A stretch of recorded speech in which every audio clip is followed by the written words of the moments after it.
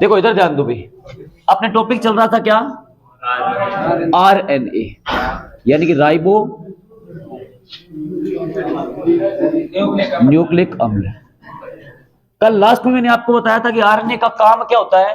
देखो 4 आनुवंशिक पदार्थ है, पहले आप चारों लिख लो। एक तो हमारी बॉडी में होता है डीएनए, एक हमारी बॉडी के अंदर होता है आरएनए, सारे कोशिका में होते हैं। एक और होता है आपकी बॉडी में जिसका नाम है जीन, एक का नाम होता है गुणसूत्र। पहले चारों के काम पढ़ लो, फिर आपको अंतर समझ में आ जाएगा। डीएनए का काम क्या है, हम जब निषेचन करेंगे तो माता पिता के लक्षण जाएंगे संतान के अंदर। माता पिता होगी जनक पीढ़ी, एक खोल ले कोई भी, एक खोल ले। माता पिता जो होते हैं ना वो होगी जनक पीढ़ी, और हम है संतति पीढ़ी। दादा दादी है जनक पीढ़ी, तो पिताजी है उनकी संतति पीढ़ी। पिताजी हमारे लिए जनक पीढ़ी है, हम है उनकी संतति पीढ़ी। तो हमारे अंदर लक्षण किसके हैं, जनक पीढ़ी क्या है। तो ये लक्षण लेकर कौन आता है, पेन से खोल लो, खुल जाएगा पेन से। तो ये आप लिखोगे डीएनए का काम क्या है, जनक पीढ़ी यानी माता पिता से संतति पीढ़ी यानी कि संतान, संतति पीढ़ी में आनुवंशिक लक्षणों का संचरण करना। संतति पीढ़ी में आनुवंशिक लक्षणों का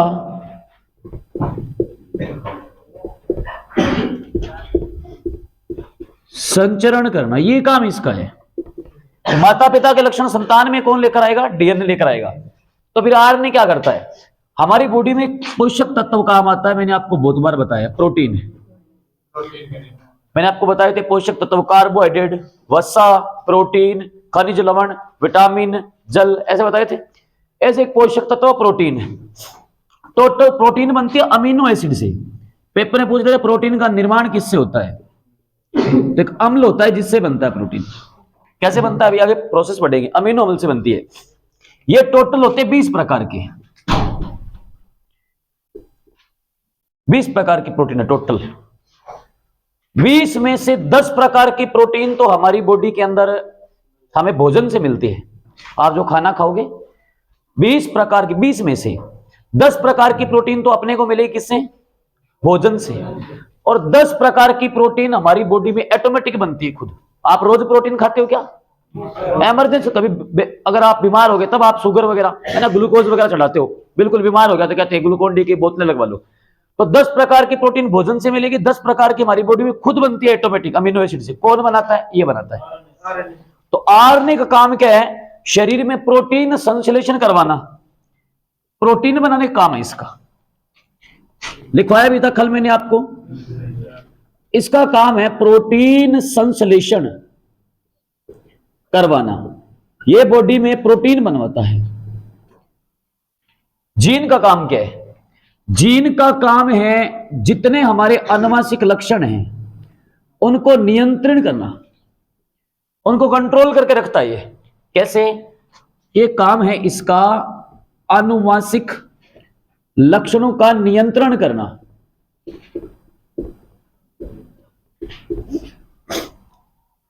नियंत्रण का मतलब क्या है, जो हमारे अंदर लक्षण आ रहे, जैसे लंबाई है, ये हमारा एक आनुवंशिक लक्षण है।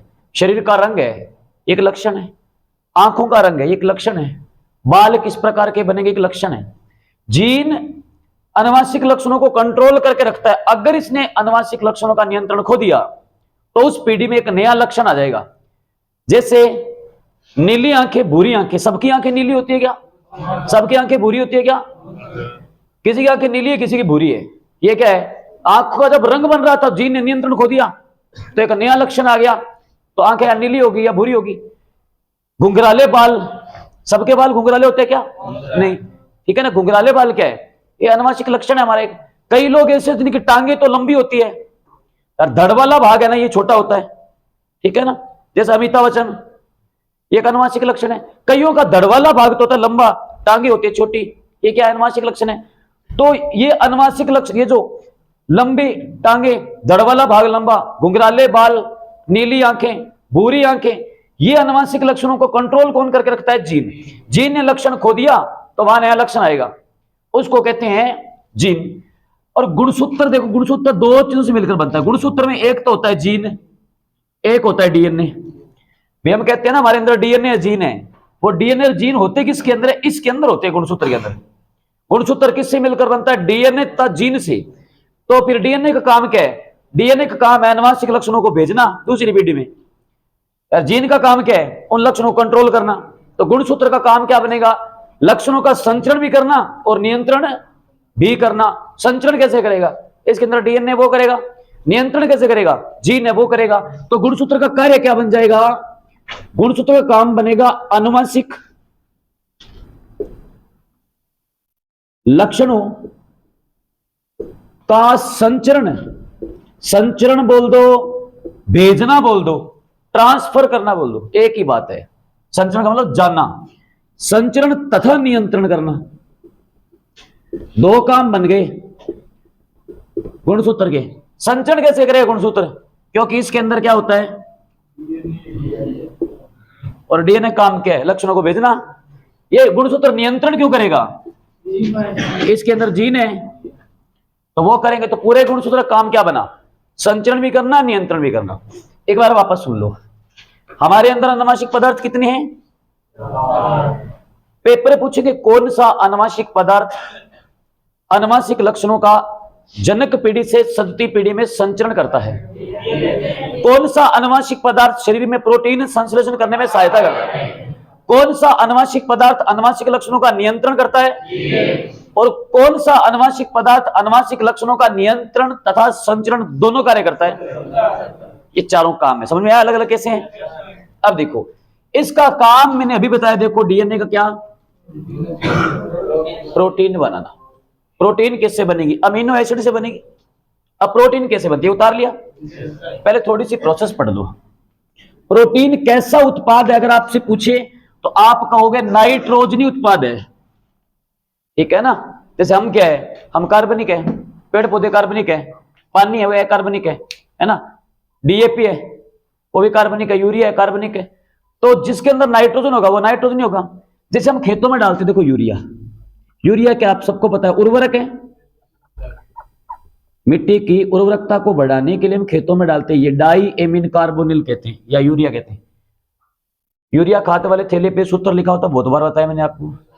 उसके नीचे लिखा होता है 46% थैले पे निम्नलिखित यूरिया, अनिम्नलिखित यूरिया ऐसी आती है ना। तो ये खेतों में यूरिया डाली, क्यों डाली? इसके अंदर नाइट्रोजन है। जैसे हमें कार्बोहाइड्रेट वसा प्रोटीन चाहिए, खनिज लवण चाहिए, हमें विटामिन चाहिए, ऐसे पेड़ पौधों को भी तो अपनी वृद्धि विकास के लिए चाहिए। क्या चाहिए? Nitrogen, phosphorus, copper, zinc, sulphur, potassium, sodium, ऐसे चाहिए। तो हमने खेतों में यूरिया डाली तो लिखा हुआ 46%, जो थैले पे इस बात को इंगित कर रहा है कि यूरिया के अंदर नाइट्रोजन है ना, वो 46% है। अब आपने खेतों में यूरिया डाली, ये यूरिया जाएगी कोई पादप की जड़ के अंदर, पादप की जड़ में जाएगी। और सबको पता है पादप की जड़ों के अंदर एक जीवाणु पाया जाता है जिसका नाम होता है राइजोबियम। ये जड़ ही सोखेगी इसको, राइजोबियम बैक्टीरिया कहते हैं। जैसे दही के अंदर है लैक्टिकम, लैक्टोबैसिलस है, ऐसा राइजोबियम। पादपों की जड़ों में एक जीवाणु है राइजोबियम, वो जीवाणु नाइट्रोजन को सोख लेगा पानी के साथ, पानी में घुली जड़ों ने सोख लिया। इस नाइट्रोजन से पादप बनाएंगे नाइट्रेट, फिर इस नाइट्रेट से बनेगा अमीनो अम्ल, इसी अमीनो अम्ल से आगे बनेगी प्रोटीन। अब जैसे मान लो चावल का पौधा है, चावल की फसल है, तो आपने खेतों में यूरिया डाली तो राइजोबियम में नाइट्रोजन आया, अमीनो अम्ल बना दी। अब अमीनो अम्ल से प्रोटीन बन गई। ये प्रोटीन हमारे तक आएगी चावल के रूप में, हम चावल का सेवन करेंगे तो प्रोटीन हम तक पहुंच जाएगी ये। अब इस प्रोटीन को हम खा जाएंगे तो हमारे के अंदर एंजाइम है, पाचन तंत्र पढ़ाया था, प्रोटीन को पेप्टोन में तोड़ देता है, पेप्सिन एंजाइम। तो प्रोटीन के पेप्टोन बन जाएंगे, फिर पेप्टाइड बन जाएंगे, फिर इसके टूटने से बनेगी अमोनिया, विषैली गैस। अमोनिया से वापस बन जाएगी यूरिया। ये देखो, ये यूरिया हमारे मूत्र के रूप में बाहर आ जाएगी। ये यूरिया मूत्र के साथ त्याग देंगे मानव मूत्र में। मानव मूत्र का मुख्य घटक है यूरिया है। तो पौधों ने जो सोखा वही हमने त्यागा। तो हम खेतों में मल मूत्र डालते हैं, गोबर डालते हैं, बढ़िया उर्वरक है। क्यों? यूरिया बनती है उससे। हमने पौधों को यूरिया दी, यूरिया से पौधों ने बनाई नाइट्रेट, से अमीनो अम्ल बना, प्रोटीन बन गई। इसी प्रोटीन का हमने सेवन कर लिया, पेप्टोन बना लिए, जैसे रोटी सब्जी पचने के बाद में अपशिष्ट बनता है मल, मल बनता है, ऐसे प्रोटीन टूटने के बाद में अपशिष्ट बनता है अमोनिया। अमोनिया को लीवर बदलता है यूरिया में, लीवर में पढ़ाया था। यूरिया का निर्माण करने वाला अंग कौन है? यकृत। इसी यूरिया से हम बनाने क्या करेंगे? मूत्र के अंदर घोल देंगे, बाहर निकाल देंगे। ये सारी प्रोसेस है। तो मतलब एक चीज याद रखो, यहां से ये याद नहीं रखना आपको, ये नाइट्रोजन चक्र कहते हैं इसको। आपको इतना याद रखना, प्रोटीन निर्माण में सहायक अम्ल कौन सा है? अमीनो अम्ल से प्रोटीन बनाते हैं। तो आरएनए बॉडी में प्रोटीन बनाएगा, किससे बनाएगा? अमीनो अम्ल से। तो अमीनो अम्ल जो है ना उसको बॉडी में ढूंढना पड़ेगा। तो कैसे? आरएनए में आगे टाइप होती है, डीएनए का कोई प्रकार नहीं है, आरएनए होता है 3 प्रकार का। कैसे बनती है देखो, तो लिखो आरएनए के प्रकार, यहां तक करवा दिया था मैंने कार्य तक। आरएनए का काम है प्रोटीन बनाने का। तो टाइप ऑफ आरएनए इसमें डाली करें, देखो टाइप ऑफ आरएनए या आरएनए के प्रकार।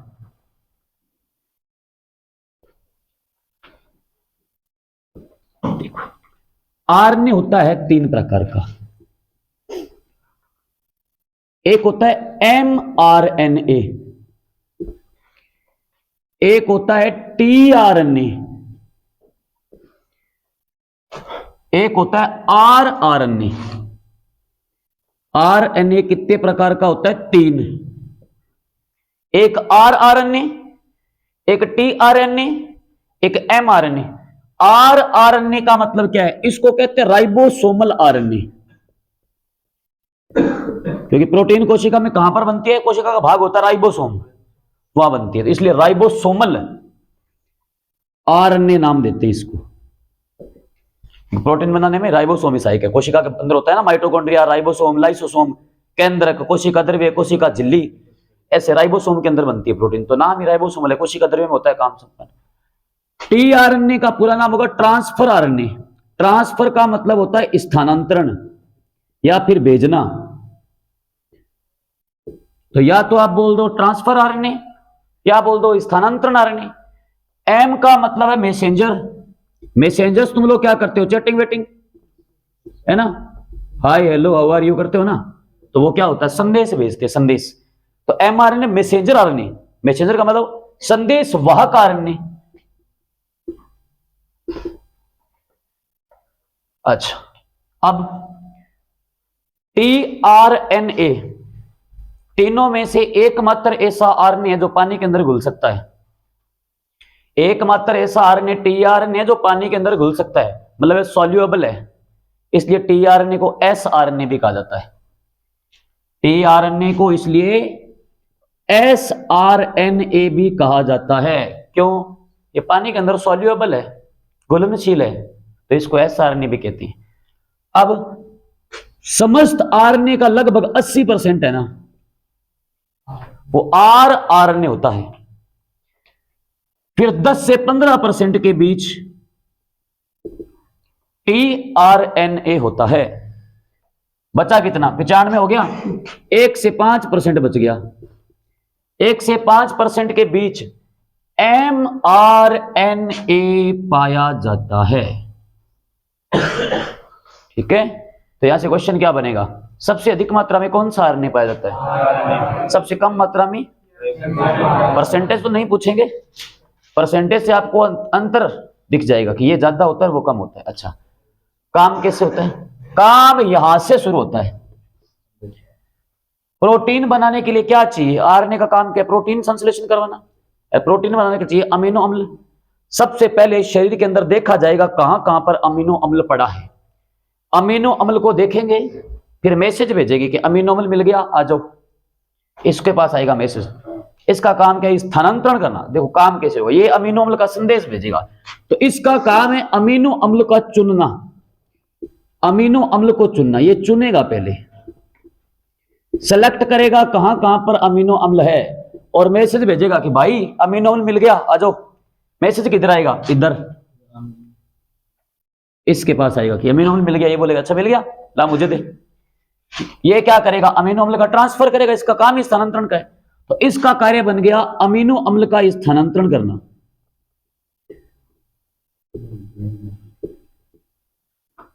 अमीनो अम्ल का स्थानांतरण ये करेगा ट्रांसफर किसके पास? देखो इधर, इसके पास, इसको बोलेगा ले भाई अमीनो अम्ल बना ले प्रोटीन, ये कराएगा अमीनो अम्ल से प्रोटीन, ये बनाएगा प्रोटीन। तो इसका काम है अमीनो अम्ल से प्रोटीन संश्लेषण करवाना। अमीनो अम्ल से प्रोटीन संश्लेषण करवाना, इसका काम है। पहले अमीनो अम्ल को ढूंढा जाएगा, सेलेक्ट करेंगे, मैसेज भेजेंगे, फिर ये अमीनो अम्ल का ट्रांसफर करेगा, ये अमीनो अम्ल से बनाएगा प्रोटीन। और खास बात क्या है इसकी? खास बात, दूसरी खास बात ये पाया जाता सबसे अधिक मात्रा में,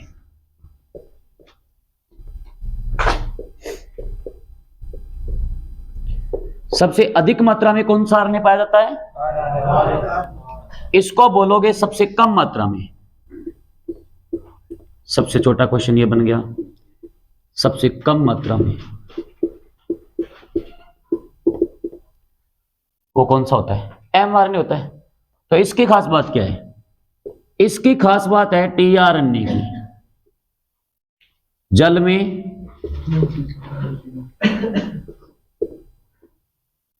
घुलनशील। पेपर में पूछेंगे कौन सा आरएनए जल में घुलनशील होता है? टीआरएनए जल में घुलनशील है। एक ही बातें ध्यान रखनी। एक छोटी सी बात और ध्यान रखना, जो टीआरएनए है ना वो कुछ ऐसा दिखता है संरचना में हमें।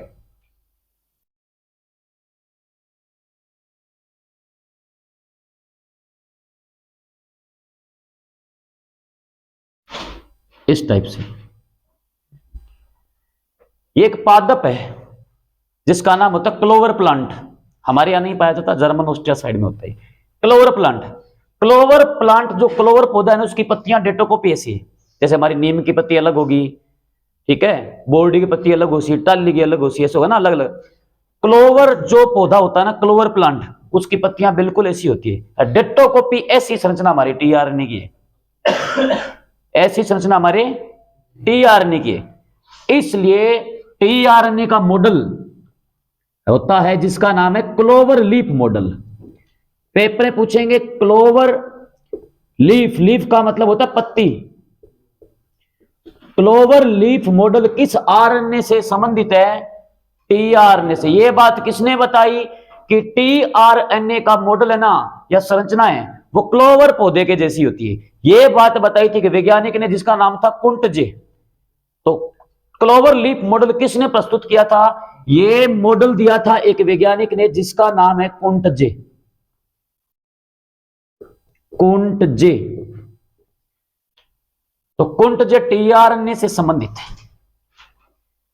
ये थी आरएनए की खास खास बातें। इधर ध्यान दो। सबसे पहली बात, आरएनए का काम क्या है? प्रोटीन संश्लेषण करवाना। प्रोटीन संश्लेषण में सहायक अम्ल कौन सा है? अमीनो अम्ल है। आरएनए कितने प्रकार का होता है? किस आरएनए को राइबोसोमल आरएनए कहते हैं? किस आरएनए को स्थानांतरण आरएनए कहते हैं? या किस आरएनए को संदेशवाहक आरएनए कहते हैं? सबसे अधिक मात्रा में कौन सा आरएनए पाया जाता है? सबसे कम। अमीनो अम्ल को चुनने का कार्य किस आरएनए द्वारा संपादित किया जाता है? अमीनो अम्ल के स्थानांतरण का कार्य कौन सा आरएनए करता है? और अमीनो अम्ल से प्रोटीन संश्लेषण में सहायक आरएनए कौन सा है? सबसे अधिक आरएनए कौन सा? सबसे कम आरएनए कौन सा? कौन सा आरएनए जल में घुलनशील होता है? क्लोवर लीफ मॉडल किस आरएनए से संबंधित है? क्लोवर लीफ मॉडल किसने प्रस्तुत किया था? और किस आरएनए को एस आरएनए कहते हैं? इतनी बात समझ में आई? नोट कर लिया? यहां तक क्लियर है? अब देखो दो बातें और पढ़ लो। एक को कहते हैं क्रियात्मक आरएनए, एक होता है संरचनात्मक आरएनए। थोड़ा अंतर देखो कि मान लो अमीनो अम्ल का जो अमीनो अम्ल जो है ना वो कोई मान लो कोई 2 नंबर का जुगाड़ है, रिस्क वाली चीज है, इसको लाना ले जाना रिस्क वाला काम है ना। मान लो ये लीगल काम नहीं है, क्यों मान लो रिस्क वाले काम का अगर आप मैसेज भेजोगे तो दिक्कत होगी, ठीक है ना। रिस्क वाले काम, आ जाओ। रिस्क वाले काम का आप मैसेज भेजते हो, समस्या होती है, आपको बोल दे कि भैया ये मेरा मैसेज है वहां पकड़ाना, तो आप बोलोगे ना भैया हम तो नहीं करेंगे, डर लगेगा, है ना। तो रिस्क वाले का मैसेज देगा, वहां भी खतरा है, और मैसेज को जो लेकर जा रहा है उसको भी खतरा है। अगर मैसेज मिल जाए तो कोई खतरा नहीं है, काम हो गया, समझ रहे हो ना।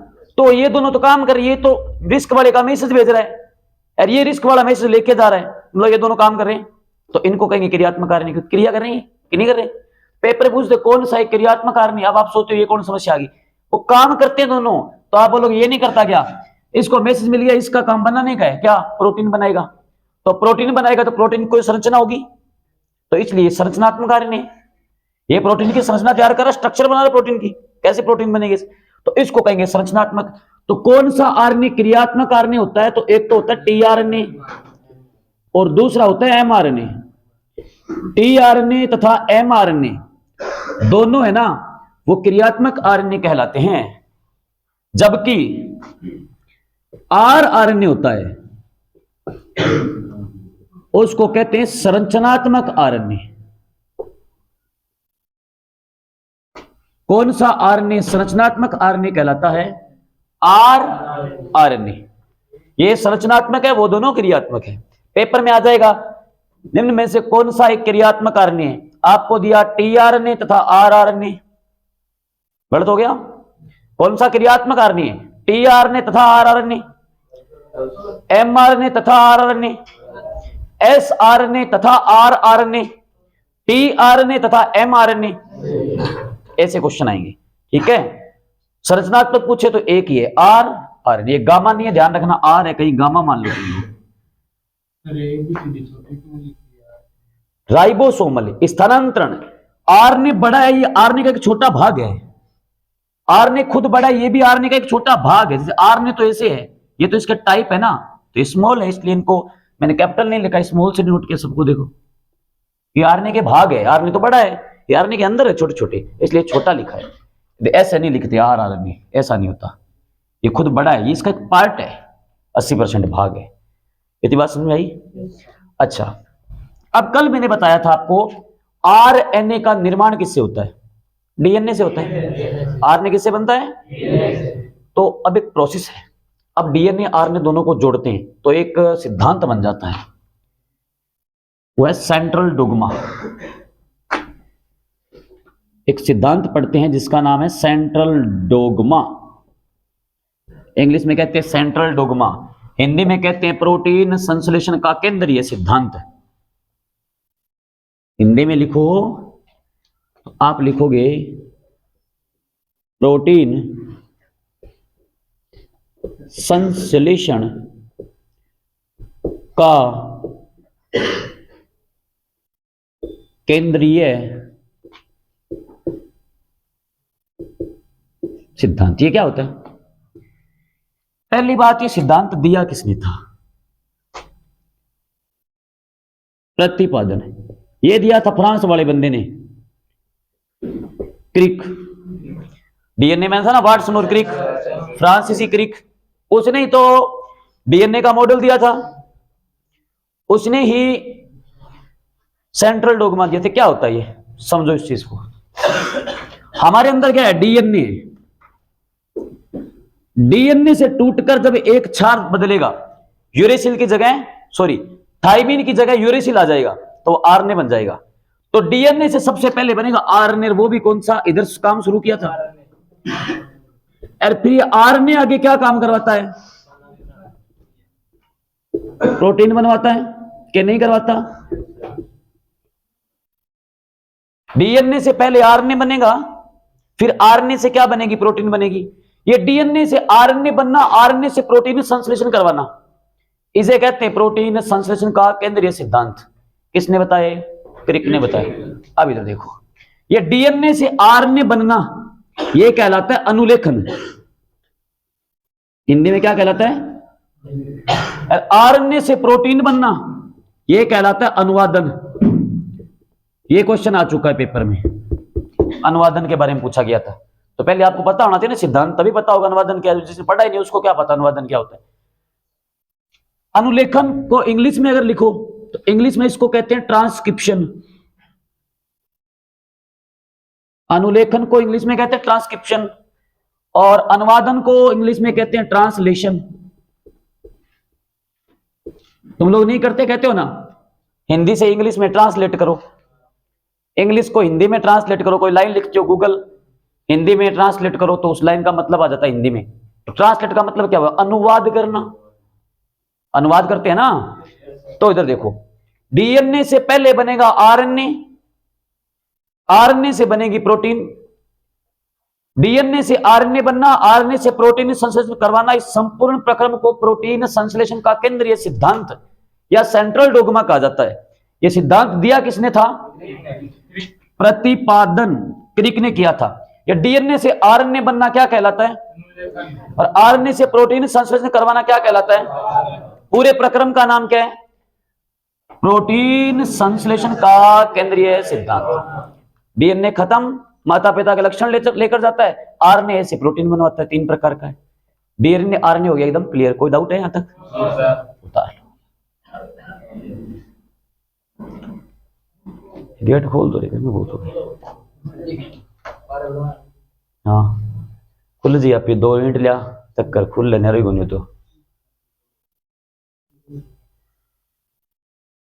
रफ कर दूं। अब डीएनए आरएनए तो हमारा हो गया। अब हम जीन पहले नहीं पढ़ेंगे, पहले गुणसूत्र पढ़ेंगे, क्योंकि गुणसूत्र के अंदर क्या होता है?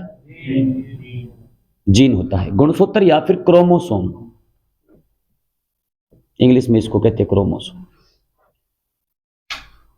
है ना। पढ़ा होगा नर के अंदर गुणसूत्र कितने होते हैं तो आप कहते हो 46, मादा के अंदर कितने होते हैं तो कहते हो 46, 44 प्लस XX कहते हो लड़की, 44 प्लस XY लड़का, है ना। अलग अलग संख्या है हमारे अंदर, 46 है, किसी में 44 है, किसी में 14 है, किसी में 16 है ना। अलग अलग, गेहूं के अंदर अलग है, मटर में गुणसूत्र अलग है, चिंपांजी के अंदर अलग है, बंदर में अलग है, मनुष्य में अलग है, ऐसे।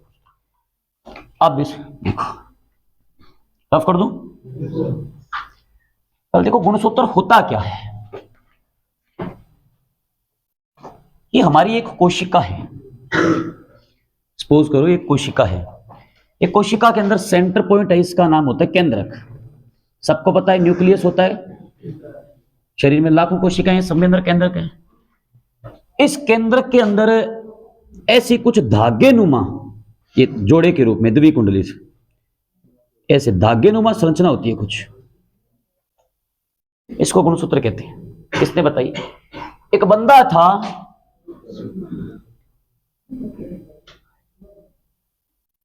जिसका नाम था स्ट्रासबर्गर। स्ट्रासबर्गर, बर्गर तो याद ही रहेगा आपको, वैसे कई बुक्स में इसको बर्जर भी लिखा हुआ, स्ट्रासबर्गर एक ही बात है, कोई टेंशन वाले। जैसे केमिस्ट्री में ना टॉमसन थॉमसन, इलेक्ट्रॉन खोज करता कहते टॉमसन, कई बार थॉमसन, एक ही है दोनों बंदे। तो स्ट्रासबर्गर, ये बंदा आया 1875 में। स्ट्रासबर्गर नामक वैज्ञानिक ने क्या किया? हमारे शरीर की कोशिका, कौन सी कोशिका? कायिक कोशिका। कायिक कोशिका के केंद्रक में एक धागेनुमा संरचना की खोज की। उस धागेनुमा संरचना को उसने बोला क्रोमेटिन धागा। आज जिसको हम गुणसूत्र कहते हैं, पहले उसको हम क्रोमेटिन धागा कहते थे। ये बोलकर चला गया, लंबा समय चलता गया। एक बंदा आया 1888 के अंदर, जिसका नाम था W वाल्डेयर। W वाल्डेयर नामक वैज्ञानिक ने इस धागेनुमा संरचना को नाम दे दिया गुणसूत्र का। पूरी थ्योरी क्या है? स्ट्रासबर्गर ने 1875 में कायिक कोशिका के केंद्रक में एक धागेनुमा संरचना की खोज की, जिसे W वाल्डेयर नामक वैज्ञानिक ने गुणसूत्र नाम दिया। तो गुणसूत्र के खोजकर्ता कौन है? स्ट्रासबर्गर। गुणसूत्र का नामांकन किसने किया? W Waldeyer. पीछे पढ़ाया था मैंने आपको न्यूक्लिक अम्ल। न्यूक्लिक अम्ल की खोज किसने की थी? फ्रेडरिक मिशर ने। जबकि नामांकन किसने किया था? अल्टमान ने। न्यूक्लिक अम्ल कहां होता है? कोशिका केंद्रक में। तो गुणसूत्र कहां होता है? वो भी केंद्रक में। फर्क क्या है? न्यूक्लिक अम्ल कार्बनिक पदार्थ था, ये क्या है? ये धागेनुमा संरचना है दोनों ही केंद्रक में। ठीक है, ये तो इसकी है स्थिति।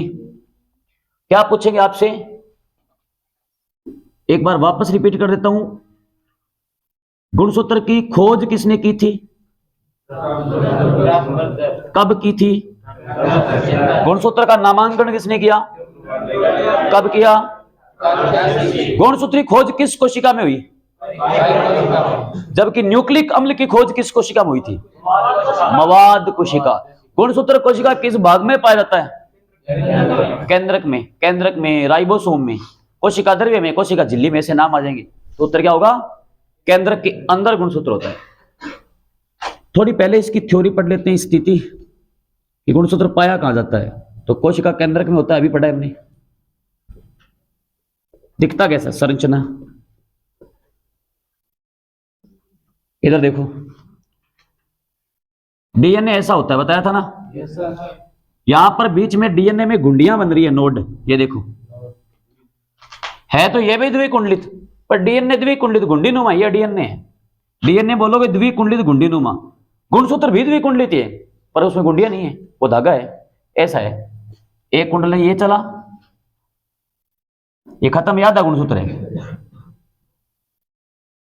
याद गुणसूत्र है, दोनों बीच में से यहां से ज्वाइंट होते हैं, आगे बनाएंगे, डायग्राम बना दूंगा। तो गुणसूत्र कैसा होता है, द्विकुंडलित, डीएनए द्विकुंडलित। फर्क क्या है, डीएनए द्विकुंडलित गुंडीनुमा है, ये द्विकुंडलित धागे नुमा है दोनों ही द्विकुंडलित। तो संरचना कैसी होती है, तो आप बोलोगे द्विकुंडलित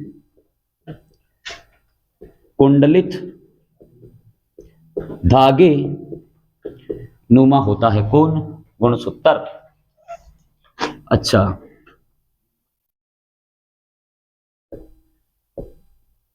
गुणसूत्र की सामान्य लंबाई वो होती है 1 म्यू से 30 म्यू। घर्षण गुणांक पढ़ते हो आप फिजिक्स के अंदर, तो आपको भौतिक विज्ञान पढ़ाऊंगा तब सिखाऊंगा घर्षण गुणांक क्या होता है। अभी आप याद रखना, इसको म्यू कहते हैं, म्यू, न्यू नहीं है, न्यू तो आवर्ती का मात्रक है, न्यू आवर्ती का सिंबल होता है, ये म्यू है, म्यू, ठीक है, न्यू आवर्ती के लिए बोलते हैं। इतनी बात है, समान लंबाई है, पर लंबाई का अपवाद है। अपवाद क्या है, अपवाद है डेप्टेरा वर्ग, वर्ग संग 1 म्यू, ऐसे म्यू बोलते हैं, फिजिक्स में पढ़ेंगे, अभी आप सीधा लिख लो, इसको म्यू कहते हैं, म्यू घर्षण गुणांक होता है, अभी समझ नहीं आएगा, फिजिक्स में पढ़ाऊंगा। अभी देखो, हमारे वर्ग है, मैंने आपको बहुत बार बताया, संघ हमें रखा गया स्तनधारियों में, क्योंकि हम क्या है, हम मैमल्स हैं, हम ऐसे सजीव है जो अपने बच्चों को पैदा करने के बाद दूध पिलाते हैं, तो हम स्तनधारी है। और कुछ ऐसे जीव है जो जल में भी रह सकते हैं, स्थल में भी रह सकते हैं, जैसे मेंढक है, मगरमच्छ है, कछुआ है, तो ये स्थलीय भी है यार, ये जलीय भी है, तो इनको रखते हैं उभयचर के अंदर, एम्फीबियन। सांप वगैरह है, ये रेंग कर चलते हैं, तो ये सरीसृप है, सरीसृप, इनको रेप्टाइल ग्रुप में रखते हैं। केंचुआ है, उसको एनिलिडा में रखा गया, ऐसे ग्रुप है, एनिलिडा, सिलेंट्रेटा, है ना, ऑर्थोपोडा, मोलास्का, एम्फीबियन है, ऐसे ग्रुप है। ऐसे एक वर्ग है डेप्टेरा वर्ग, इसके अंदर एक लार्वा होता है, एक मक्खी होती है, मक्खी होती है जिसका नाम है ड्रोसोफिला, पूरा नाम है काइरोनोमस, शॉर्ट में इसको फिला मक्खी कहते हैं या फिर ड्रोसोफिला कहते हैं। तो अपवाद क्यों लिखा मैंने, डेप्टेरा वर्ग का ड्रोसोफिला काइरोनोमस जो मक्खी लार्वा है ना, वो गुणसूत्र इसका सबसे बड़ा है। सबसे बड़ा गुणसूत्र किस वर्ग का होता है, सबसे लंबा गुणसूत्र किस वर्ग का होता है, वर्गों के नाम देंगे 4, और सबसे लंबा गुणसूत्र किसका होता है, डेप्टेरा वर्ग का। क्या चीज है, पूरी थ्योरी पढ़ो। अपवाद क्या है, कुछ गुणसूत्र 2 मिलीमीटर, 2 mm मिलीमीटर, पथरी पड़ी होगी कैल्शियम 2 mm की है, पथरी 4 mm की है ना, कुछ गुणसूत्र 2 mm यानी 2 मिलीमीटर तक लंबे होते हैं, ऐसे गुणसूत्र महागुणसूत्र कहलाते हैं। किसके, डेप्टेरा वर्ग का ड्रोसोफिला काइरोनोमस है ना, वो महागुणसूत्र का एकमात्र उदाहरण है, इससे बड़ा गुणसूत्र किसी का नहीं है, 2 mm का गुणसूत्र होता है इसका। तो पूछे सबसे लंबा गुणसूत्र किसका होता है, तो आप क्या बोलोगे, डेप्टेरा वर्ग का होता है। नाम बोल देंगे कि डेप्टेरा वर्ग है, एनिलिडा ग्रुप है, ऐसे बोल देंगे, सिलेंट्रेटा आएगी, ऑर्थोपोडा आएगी, मोलास्का, तो डेप्टेरा नाम पूछे जीव का, शॉर्ट में कहते हैं फिला, ड्रोसोफिला मक्खी, पूरा नाम है ड्रोसोफिला काइरोनोमस लार्वा। ठीक है, ड्रोसोफिला नाम आएगा, इतना लंबा आएगा ही नहीं। जहां तक कोई दिक्कत? इधर देखो, ये नोट कर लिया। अब देखो, एक है गुणसूत्र की संरचना का अध्ययन है,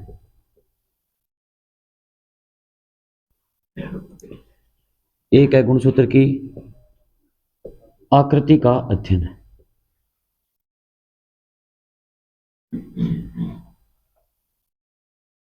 गुणसूत्र में भरा हुआ एक होता है तरल पदार्थ।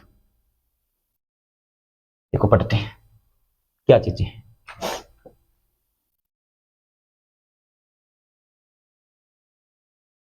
गुणसूत्र की संरचना का अध्ययन करना क्या कहलाता है? Telophase, prophase, metaphase, anaphase. पुराने वाले गुणसूत्र की संरचना का अध्ययन करना, प्रोफेज, टेलोफेज, एनाफेज, मेटाफेज।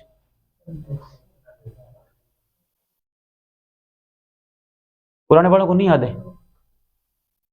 क्या पढ़ा है तुम लोगों ने? 4-5 बार पढ़ा दिया टक्के में। हाँ, रवि याद नहीं है?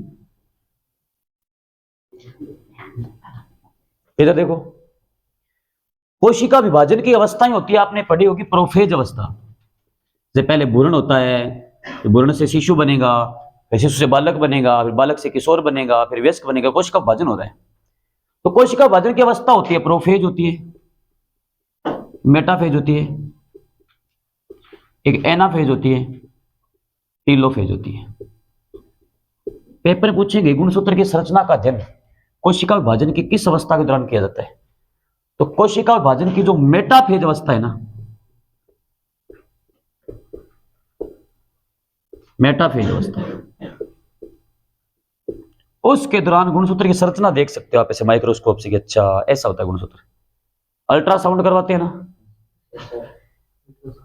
मतलब महिला है, कोई 2 महीने से 2.5 महीने से प्रेग्नेंट है, दर्द हो रहा है, तो आप मतलब हॉस्पिटल लेके जाते हो ना, कहते मंडी ले जाओ, हॉस्पिटल लेके चले गए, जांच करवाते हो, डॉक्टर अल्ट्रासाउंड करता है, बताता है पेट में दर्द किस वजह से हो रहा है, ये समस्या, ये खाना है, ये नहीं खाना। फिर एक बात 3-4 1 महीने 5 महीने में करवाते हैं, फिर एक 6वां 7वां महीना होता है तब करवाते हैं। अल्ट्रासाउंड करवा रहे तो उसका मतलब क्या? अल्ट्रासाउंड देख क्या रहा है? अल्ट्रासाउंड में के दौरान है ना, वो भ्रूण के अंदर कोशिकाएं दिखती है, कहते हैं ना भ्रूण हत्या करवा दो, अल्ट्रासाउंड कराओ, लड़की पैदा हो रही है, भ्रूण हत्या करवा देते हैं। तो उनको कैसे पता है? अंदर से कॉल थोड़ी आ रही है भैया मैं लड़की हूं, ऐसा तो है नहीं। वो क्या करते हैं? संरचना देखते हैं। उस संरचना में अगर कुंडलन ऐसे आते हैं तो ये दोनों बराबर है, तो इसको x मानते हैं, मतलब ये लड़की पैदा होगी। और अगर ऐसा जोड़ीदार एक कटा हुआ आता है तो दूसरा y है, ये लड़का पैदा होगा। तो कोशिका विभाजन की जो मेटाफेज अवस्था है ना, उसके दौरान गुणसूत्र की संरचना का अध्ययन किया जा सकता है। जबकि अगर आपको आकृति देखनी, संरचना में फर्क है, आप सोचो संरचना और आकृति में फर्क क्या है? संरचना में गुणसूत्र के अंदर भरा हुआ तरल पदार्थ है वो देखा जाएगा, आकृति में उसकी स्ट्रक्चर देखेंगे, गुणसूत्र कुंडलन, इसलिए अलग बोलेंगे, संरचना और आकृति अलग अलग है। तो गुणसूत्र की आकृति का अध्ययन करना है वो होगा एनाफेज। कोशिका विभाजन की किस अवस्था के दौरान गुणसूत्र की आकृति का अध्ययन किया जाता है? Anaphase, metaphase, telophase, prophase. या यूं पूछे गुणसूत्र की संरचना का अध्ययन करना क्या कहलाता है? गुणसूत्र की आकृति का अध्ययन करना क्या कहलाता है? गुणसूत्र के अंदर एक तरल पदार्थ भरा होता है जिसे कहते हैं मैट्रिक्स या फिर अधात्री। गुणसूत्र में भरा हुआ तरल पदार्थ क्या कहलाता है? तो वो है मैट्रिक्स या फिर अधात्री। अब है ना, एक छोटा सा क्वेश्चन लिखो फिर समझाता हूं आपको मैं। सीधा आपसे पूछे ना गुणसूत्र की खोज किसने की, तो आप कह सकते हो बर्गर ने की थी। गुणसूत्र भी 2 प्रकार के, एक होते हैं लिंग गुणसूत्र, एक होते हैं अलिंग गुणसूत्र। नाम से पता चल रहा है, जो गुणसूत्र लिंग का निर्धारण करेंगे, लिंग मतलब पुल्लिंग स्त्रीलिंग लड़का लड़की बताएंगे, वो लिंग है। और जो लिंग का निर्धारण नहीं करेंगे वो अलिंग है। तो जो अल्ट्रासाउंड करवाते हो ना, उस जरा भ्रूण का पता लगाते हैं लड़का है लड़की, तो वो डॉक्टर लिंग गुणसूत्र देखता है। तो सीधा गुणसूत्र पूछे वो तो खोज किसने की थी? बर्गर ने की थी। अगर पूछे लिंग गुणसूत्र की अवधारणा किसने की या लिंग गुणसूत्र किसने खोजा, तो लिंग गुणसूत्र की अवधारणा किसने प्रस्तुत की? तो वो 2 बंदे थे। थ्योरी समझाऊंगा, अभी आप एक नाम लिख लो पहले। किसने प्रस्तुत की? एक का नाम था स्टीवेंस दूसरे का नाम था विल्सन। ध्यान रखना, इसी आनुवंशिकी के अंदर एक विलिकिंस नाम आता है। विलिकिंस अलग है, विल्सन अलग वैज्ञानिक है। मैं हाँ, स्टीवेंस और विल्सन, इन दो वैज्ञानिकों ने खोज की। इधर देखो, यानी गुणसूत्र संबंधित वैज्ञानिक कितने हैं? खोजकर्ता, नामांकन, जबकि लिंग गुणसूत्र किसने खोजे? 4 वैज्ञानिक है गुणसूत्र संबंधित। ठीक है, समझते हैं कैसे हुआ काम। इधर ध्यान दो, उतार लो यहां तक।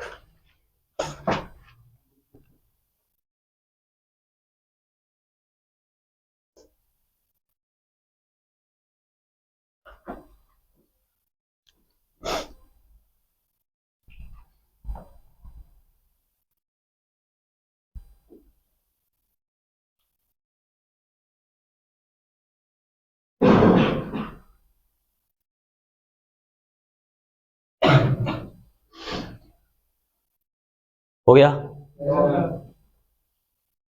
इधर देखो, जब बर्गर ने गुणसूत्र खोजा ना, तो उस समय हम ये नहीं जानते कि लिंग और अलिंग है। तो उसने सीधा क्या किया, ये केंद्रक है, मान लो कोशिका का, ये कोई कोशिका ऐसे बड़ी सी, इसका केंद्रक है।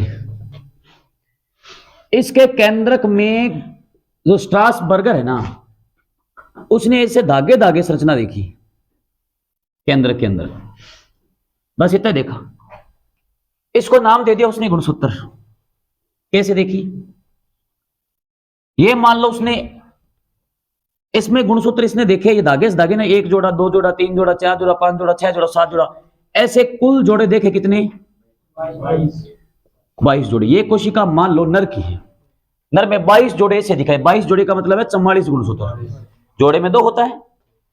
अच्छा, ये नर की कोशिका है। ऐसे उसने मादा की कोशिका ली, उसको भी देखा, तो सेम टू सेम जैसे नर में है ऐसे मादा में भी कितने दिखे? 22 जोड़े, यानी कि 44।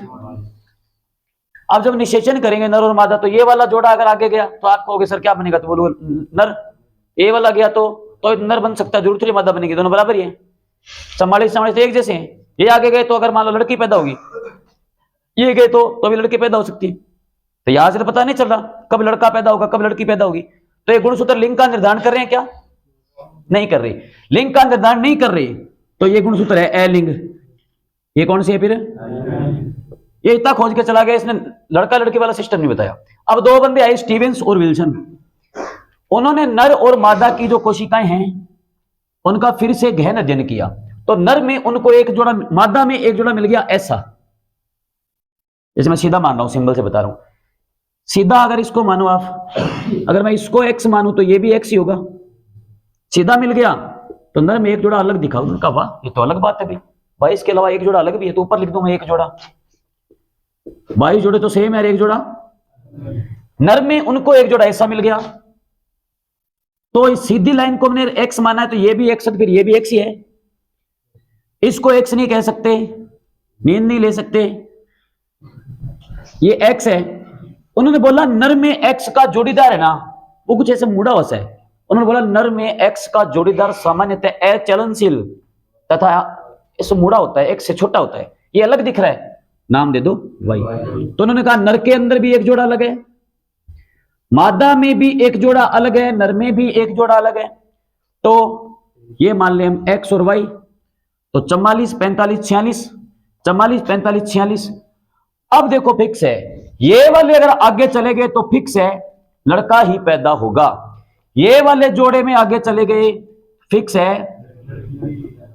तो बताओ लड़का लड़की यानी पुल्लिंग स्त्रीलिंग का निर्धारण किससे हो रहा है? 1 जोड़े से हो रहा है कि 22 जोड़े से? तो 1 जोड़े को बोलेंगे लिंग गुणसूत्र, क्योंकि ये लिंग का निर्धारण कर रहे हैं, पुल्लिंग स्त्रीलिंग। तो ये लिंग गुणसूत्र किसने खोजे हैं? ऐसे धारणा इसकी, स्टीवेंस और। अगर आज स्टीवेंस और विल्सन नहीं होते तो हम अल्ट्रासाउंड में पता नहीं लगा सकते कि लड़का पैदा होगा कि लड़की। अब आप ये बताओ, अल्ट्रासाउंड करवाना अच्छी बात है कि बुरी बात है? बुरी बात क्यों? अच्छी बात है। अल्ट्रासाउंड तो मादा के गर्भ के बारे में बताएगा, शिशु कैसे विकसित हो रहा है, कितने पोषण की आवश्यकता है, मादा के अंदर क्या कमी है, पेट में दर्द किस वजह से आ रहा है, ये खाना है ये नहीं खाना, तो ये तो फायदेमंद है। अल्ट्रासाउंड के दौरान अगर आप भ्रूण की जांच करवाते हो ना, लिंग का परीक्षण करवाते हो, कोई बुरी बात नहीं है, पर लिंग का परीक्षण करवाना बुरी बात नहीं। लिंग का परीक्षण करवाने के बाद में अगर आप भ्रूण हत्या करवाते हो, ये बुरी बात है। इसलिए गवर्नमेंट ने इसको बैन कर रखा है। किसी भी हॉस्पिटल में जाओगे, जो लेडीज के लिए गर्भ की स्पेशलिस्ट होगी, बात जाओगे, बड़ा सा एक पोस्टर लगा होता है, लिखा होता है गर्भ की जांच करवाना गैर कानूनी है, दोषी पाए जाने पर इतना जुर्माना, इतने साल की कैद होगी। लगाते हैं वो अच्छे तरीके से, बढ़िया पूरा, आप पढ़ते भी हो, पर आप जब पैसे निकाल के देते हो तो वो कर भी देते हैं। ठीक है, वही बात मैंने बताया था कि आप सड़क पे जाते हो तो बोर्ड पे लिखा होता है शराब पीना स्वास्थ्य के लिए हानिकारक है, साथ में एरो लगा होता है कि आजा ठेको इन्हें, तो वो इसलिए बताते हैं रोड पे शराब पीकर वाहन न चलाएं। बताया था मैंने आपको, एरो लगा होता है कि आन दे मोटर से लिन्ने ठेको आजा, थोड़ी दूर है, तो वहां लिखा होता है ताकि आप पढ़ लो, फिर आप सोच लो कि दे दें 10-12 हज़ार रुपया करा दिया, वो इसलिए लगा होता है कि आओ दबा दपी सा लेगी मैं कर दिया काम। तो वैसे गैर कानूनी करना नहीं चाहिए। तो उन्होंने अच्छा काम किया कि बुरा काम किया? वो नहीं होते ना तो आज ये भ्रूण हत्या नहीं होती, पर उन्होंने तो अच्छा ही किया। उन्होंने ये थोड़ी किया था तुम लोग लिंग की जांच करवा के भ्रूण हत्या करवाओ, है ना, वो तो गर्भ के लिए था। तो ये है, तो समझ गए लिंग गुणसूत्र की अवधारणा। अब बनाते हैं अपने गुणसूत्र के प्रकार।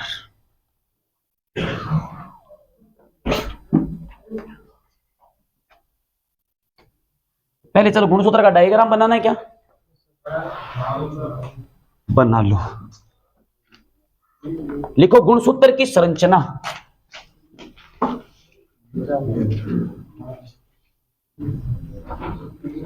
ये है आधा गुणसूत्र,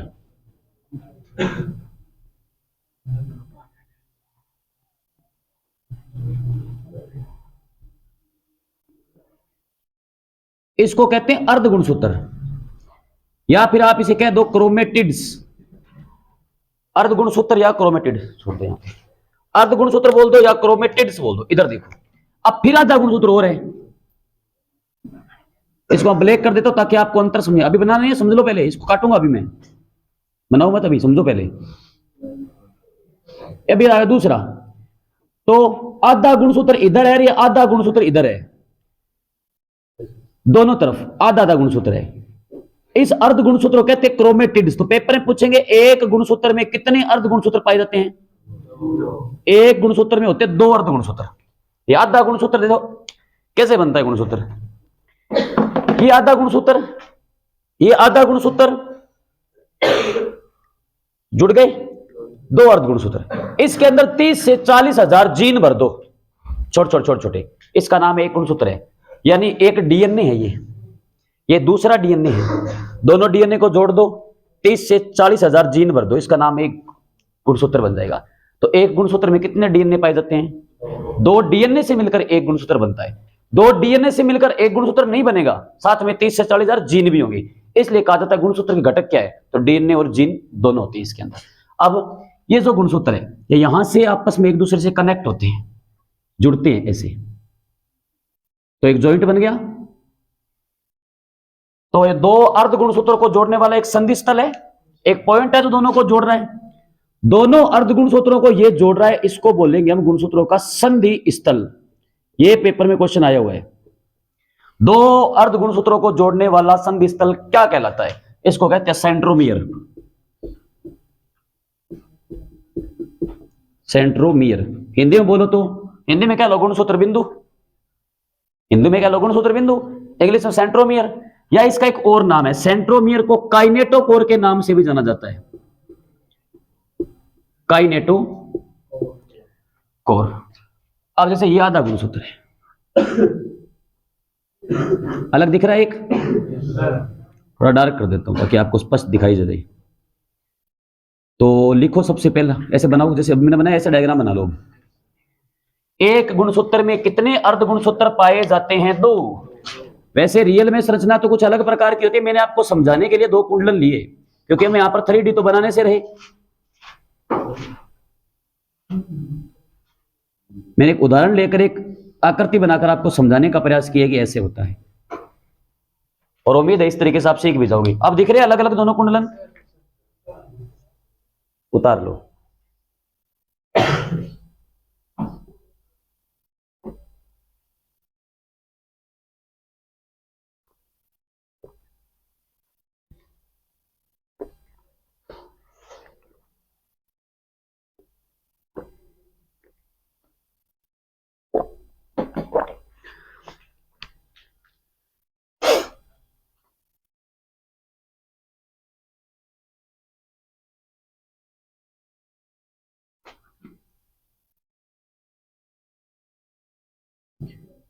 एक गुणसूत्र में कितने अर्ध गुणसूत्र पाए जाते हैं? तो मैंने लिख दिया ऊपर, 2 अर्ध गुणसूत्र।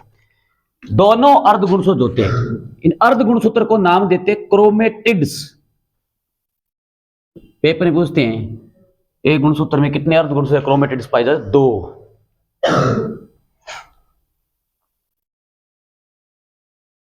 या ऊपरी खंड बोल दो क्रोमेटिड्स। यह है अंतिम खंड गुणसूत्र का, गुणसूत्र का अंतिम खंड, इसे कहते हैं टेलोमियर। यहां से एक एंजाइम निकलता है टेलोमरेज। गुणसूत्र में कौन सा एंजाइम निकलता है? टेलोमरेज एंजाइम होता है जो इनको चिपकने से रोकता है। अब गुणसूत्र के अंदर ऐसे कुछ बिंदु नुमा संरचना होती है, ऐसे बिंदु से बिंदु छोटे छोटे से गुणसूत्र। एक लिख देता हूं यहां पे मैं, गुणसूत्र में पाए जाने वाली ये बिंदु नुमा संरचना, बिंदु नुमा संरचना, यह कहलाती है वर्ण कणिकाएं।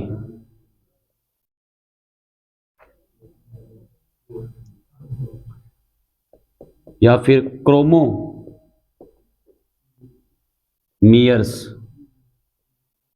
वर्ण कणिकाएं या फिर क्रोमोमियर्स कहते हैं। गुणसूत्र में एक तरल पदार्थ भरा रहता है जिसे कहते हैं मैट्रिक्स। मैट्रिक्स। पहले हम जीन के बारे में नहीं जानते थे कि जीन गुणसूत्र में होता है क्या, ये मैं नहीं पता था। पूरा भर गए लेवर, ये बात हमें पता चली थी बाद में।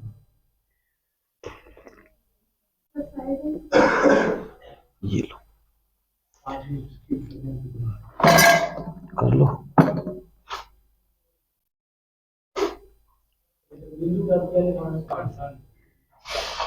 जोहानसन, गुणसूत्र के अंदर कुछ बिंदु नुमा संरचनाएं पाई जाती जिनको क्या कहते हैं? वर्ण कणिकाएं या फिर क्रोमोमियर्स। फिर 1905 में जोहानसन नाम का बंदा आया, तब उन्होंने यह बताया कि वास्तव में वर्ण कणिकाएं ही वो स्थान होता है जहां पर जीन पाए जाते हैं। वर्ण कणिकाएं वो स्थान है जहां पर क्या पाए जाते हैं? और जीन किस क्रम में होते हैं? रेखीय क्रम में होते हैं। गुणसूत्र में जीन किस क्रम में पाए जाते हैं? ऐसे एक रेखा के अंदर होते हैं, ऐसे एक रेखीय क्रम में। ठीक है, रेखीय क्रम में कितने? कम से कम 30 से 40 हजार जीन होते हैं इसके अंदर। ठीक है, तो क्या क्या पूछेंगे? सबसे पहला क्वेश्चन, गुणसूत्र का ऊपरी खंड क्या कहलाता है?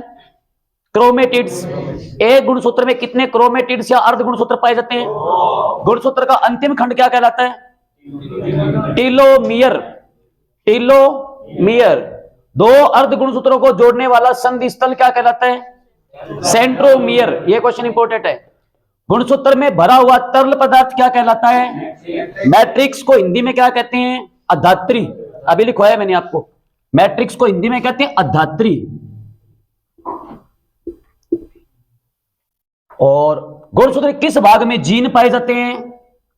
क्रोमोमियर्स में। जीन गुणसूत्र में किस क्रम में पाए जाते हैं? और कितने जीन होते हैं? 30 से 40 हजार जीन पाए जाते हैं। एक गुणसूत्र में कितने डीएनए होते हैं? 2 डीएनए। एक गुणसूत्र में कितने डीएनए होते हैं? ये तो थी गुणसूत्र की संरचना। डायग्राम से डायग्राम क्वेश्चन याद रह जाएंगे? जैसे मैंने लिखा है ऐसे लिख लो, याद रह जाएंगे। रफ कर दूं?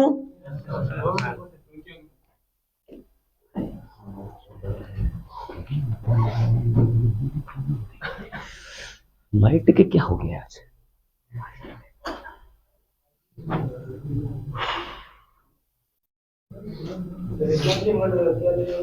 क्या नीचे? टेलोमियर। अंतिम खंड, गुणसूत्र का अंतिम खंड क्या कहलाता है? तो ऐसे लिखोगे टीलोमियर। या एक एंजाइम भी पाया जाता है जिसका नाम है टीलोमरेज एंजाइम। एंजाइम भी है टीलोमरेज एंजाइम। वो काम क्या करता है? एक गुणसूत्र के दोनों खंडों को चिपकने से रोकता है। आज जैसे मान लो आपके पास दो धागे हैं, रस्सियां हैं दो, है ना, दो ऐसे रस्सियां आपके पास, उसको आपने बीच में से यहां से ज्वाइंट कर दिया। अब इसको ऐसे हिलाएंगे तो ऊपर से नीचे से रस्सियां हिलेगी नहीं क्या? बीच में तो गांठ लगाई है आपने, इधर से तो खुली है। अब ऐसे मान लो हम हिल रहे हैं, चल रहे हैं, तो कोशिका भी हिलेगी, इसके अंदर गुणसूत्र है। मान लो गलती से गुणसूत्र का ये वाला खंड आके इस वाले खंड के चिपक जाए तो वो तो गोल हो जाएगा इसे, है ना। तो यहां से एक एंजाइम निकलता है टीलोमरेज एंजाइम। वो क्या करता है? दोनों खंडों को ना आपस में चिपकने चिकना रखता है। जैसे टोचनो ऐसे हिलते रहेंगे, चिपकेंगे नहीं। तो ऐसे पूछ लेते हैं कि गुणसूत्र के दोनों खंडों से को चिपकने से रोकने का कार्य कौन करता है? टीलोमरेज एंजाइम करता है। कहां से निकलता है? यहां से निकलता है, गुणसूत्र से निकलता है, सिंपल सी बात। अब ये तो था डायग्राम, ठीक है। कोई चीज छूट रही है तो आप देख लेना, ठीक है, वीडियो के अंदर देख लेना कोई चीज छूटी है तो। इधर देखो, अब पढ़ते हैं गुणसूत्र के प्रकार कि गुणसूत्र कितने टाइप का होता है। तो लिखो गुणसूत्र के प्रकार।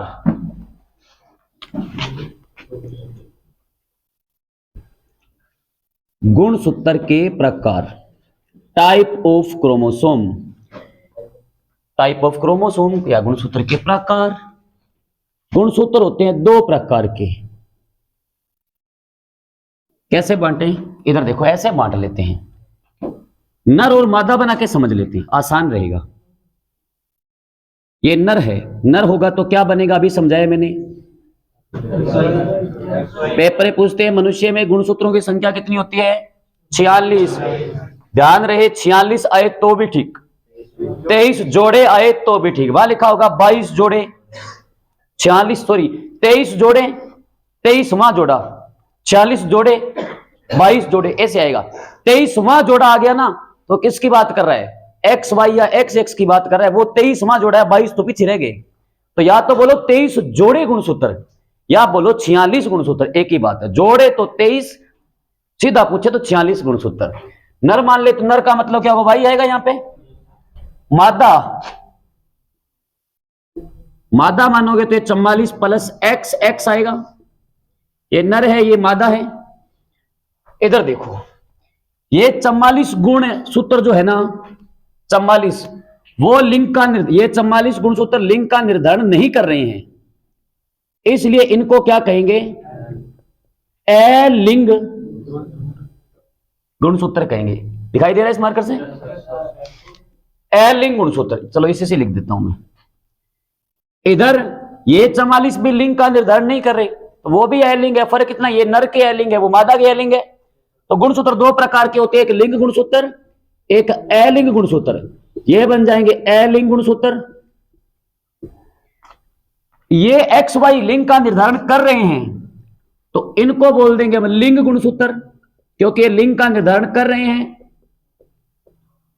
उधर वो लिंग का निर्धारण कर रहे हैं लड़की के, तो इधर इसके बन जाएंगे ये लिंग गुणसूत्र। तो सिंपल सी बात, गुणसूत्र कितने प्रकार के होते हैं? दो, लिंग गुणसूत्र और ऐसे गुणसूत्र जो लिंग का निर्धारण करते हैं वो लिंग गुणसूत्र कहलाते हैं। जो लिंग का निर्धारण नहीं करते अलिंग गुणसूत्र। ये किसी पीढ़ी में आगे चले गए, ये चले गए एक्स वाई तो लड़का पैदा होगा, वो चले गए तो लड़की पैदा होगी। अब आपके दिमाग में एक बात आ रही होगी कि सर जब इसने लड़का इसने लड़की बना दिया, फिर 44 का क्या काम है? काम है, ये 44 गुणसूत्र क्या करते हैं? शरीर की कायिक कोशिकाओं की रचना करते हैं। ये तो बनाएंगे 44 गुणसूत्र, तो उस भ्रूण की बॉडी बनाएंगे, कायिक कोशिका रचना करेंगे बॉडी। उस बॉडी के अंदर अगर एक्स वाई चला गया तो बॉडी बन जाएगी लड़के की, और उस बॉडी में अगर एक्स एक्स चला गया वो बन जाएगी लड़की की। ये फर्क है। पेपर में क्या पूछेंगे? शरीर की कायिक कोशिकाओं की रचना में सहायक गुणसूत्र कौन से? अलिंग। कायिक कोशिका रचना करते बॉडी बनाते हैं। और कौन से गुणसूत्र लिंग निर्धारण के लिए उत्तरदायी? एक जोड़ा होता है, ठीक है। अब इन सबको अलग अलग पढ़ लेते, 8-10 क्वेश्चन बनेंगे। ये बात समझ में आ गई? डायग्राम समझा दी मैंने अलग।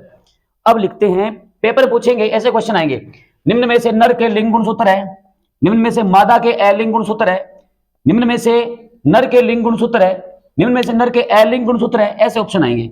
तो मैं चारों आपको क्वेश्चन से बता देता हूं कैसे आएंगे। ये तो हिंदी में था, अब इंग्लिश में भी नाम आता है इनका, है ना। कई बार आता है ऑटोसोम, कई बार आता है एलोसोम, ऐसे। तो सबसे पहला क्वेश्चन, नर के अलिंग गुणसूत्र, ध्यान से देख लो। ऐसे अलिंग, ऐसे ही बनता है ऑटोसोम, इंग्लिश में इनको ऑटोसोम कहते हैं। ऐसे ही अलिंग, ऐसे ही बनता है ऑटोसोम, ऑटोसोम, ऑटोसोम। तो नर के अलिंग गुणसूत्र, नर के ऑटोसोम क्या होते हैं? तो आप बोलोगे 44 गुणसूत्र होते हैं, होते कि नहीं होते? 44 गुणसूत्र ना बोलूं तो 22 जोड़े कह सकता हूं, यह भी बात सही है। 22 जोड़े, तो 44 गुणसूत्र बोल दूं या 22 जोड़े बोल दूं, दोनों एक ही बातें हैं। अच्छा, ये नर के अलिंग हो गए। अब पढ़ते हैं नर के लिंग गुणसूत्र। नर के लिंग गुणसूत्र, ठीक है। लिंग का मतलब होता है सेक्स, जैसे फॉर्म भरते हुआ लिखा होता है ना सेक्स, तो लिखा होता है तुम लोग मेल हो या फीमेल हो, एक करते हो ना वहां पे, ठीक है। तो लिंग का मतलब हो गया सेक्स और गुणसूत्र का मतलब हो गया क्रोमोसोम। तो लिंग गुणसूत्र को इंग्लिश में क्या कहेंगे? सेक्स क्रोमोसोम कहेंगे, सेक्स क्रोमोसोम। पेपर में पूछेंगे नर के सेक्स क्रोमोसोम है, निम्न में से नर के सेक्स क्रोमोसोम, तो आप बोलोगे एक जोड़ा होता है नर में। नर में सेक्स क्रोमोसोम कितने होते हैं? एक जोड़ा ना बोलो तो एक्स वाई गुणसूत्र कह सकते हैं। एक्स वाई भी ना कहूं तो मैं कहूंगा 23वां जोड़ा। 22 तो नर में पहले खत्म हो गए, एक बचा है एक्स वाई, तो एक जोड़ा हो गया, एक्स वाई एक जोड़ा। तो 23 जोड़े मत बोलना, वहां पे लिखा होगा ऐसे 23 जोड़े, और एक लिखा होगा 23वां जोड़ा, कंफ्यूज नहीं होना है। दोनों बहुत बार आते हैं, ऐसे आते हैं, एक लिखा होगा 23 जोड़ा, एक लिखा 23वां जोड़ा। 23 जोड़ा का मतलब तो 40 के 40 आगे, 23वां जोड़ा का मतलब 44 के आगे आगे वाले हैं, 22 पीछे रह गए, एक जोड़ा आगे आ गया, ठीक है। अब ऐसे मादा के निम्न में से, चलो उतार ले यहां तक। अब मैं दोबारा नहीं लिखूंगा, इसी में कर देता हूं, ठीक है। यहां कर दूं, नर हो गया। अब मादा बना लेते हैं। निम्न में से मादा के, निम्न में से मादा के अलिंग गुणसूत्र या ऑटोसोम है, तो क्या है? 44 जोड़े, 22 जोड़े। नर में अलिंग कितने हैं? 44 है, तो मादा में कितने? 44 ही है, ठीक। यहां अगर मैं मादा लिख दूं तो मादा के लिंग गुणसूत्र, इंग्लिश वाला नाम हाँ सेम ही रहेगा। मादा के लिंग गुणसूत्र है तो मादा के सेक्स क्रोमोसोम है। ये कितने? एक जोड़ा है, 23वां जोड़ा भी है, परवाही नहीं है। मतलब गुणसूत्र होते दो प्रकार के, लिंग गुणसूत्र, अलिंग गुणसूत्र। भूल जाओ, लिंग से सीधी सी बात है, लिंग का निर्धारण करेंगे तो एक्स एक्स और एक्स वाई होते हैं, एक जोड़ा होता है दोनों में, 23वां जोड़ा होता है दोनों में। भूल जाओ, ऐसे अलिंग, ऐसे ही ऑटोसोम। तो अलिंग गुणसूत्र को ऑटोसोम कहते हैं, अगर उसको ऑटोसोम कहते हैं, दूसरे वाले क्या कहेंगे? सेक्स क्रोमोसोम कहेंगे। तो पेपर में क्वेश्चन आता है निम्न में से नर के ऑटोसोम है, तो लिखा होगा 44 गुणसूत्र, सही है। 22 जोड़े, सही है। निम्न में से नर के सेक्स क्रोमोसोम होते हैं, तो सेक्स क्रोमोसोम मतलब लिंग वाला पूछ रहा है, एक जोड़ा एक्स वाई, 23वां जोड़ा। तो नर के ऑटोसोम, मादा के ऑटोसोम, नर के सेक्स क्रोमोसोम, मादा के सेक्स क्रोमोसोम, ऐसे नाम आएगा। आपसे पूछूं कौन से गुणसूत्र नर और मादा में समान होते हैं, तो आप कहोगे अलिंग गुणसूत्र। मादा में कितने? 44, नर में 44, सेम ही है। कौन से गुणसूत्र नर और मादा में समान होते हैं? सबसे पहला ऑप्शन है ऑटोसोम, सही है। अलिंग गुणसूत्र, सही है। 22 जोड़े, सही है। 44 गुणसूत्र, ये भी सही है। सारे क्या होते हैं? दोनों समान ही होते हैं। इस प्रकार से क्वेश्चन आएंगे, ठीक। अब देखो, रफ कर दूं, इधर ध्यान दो।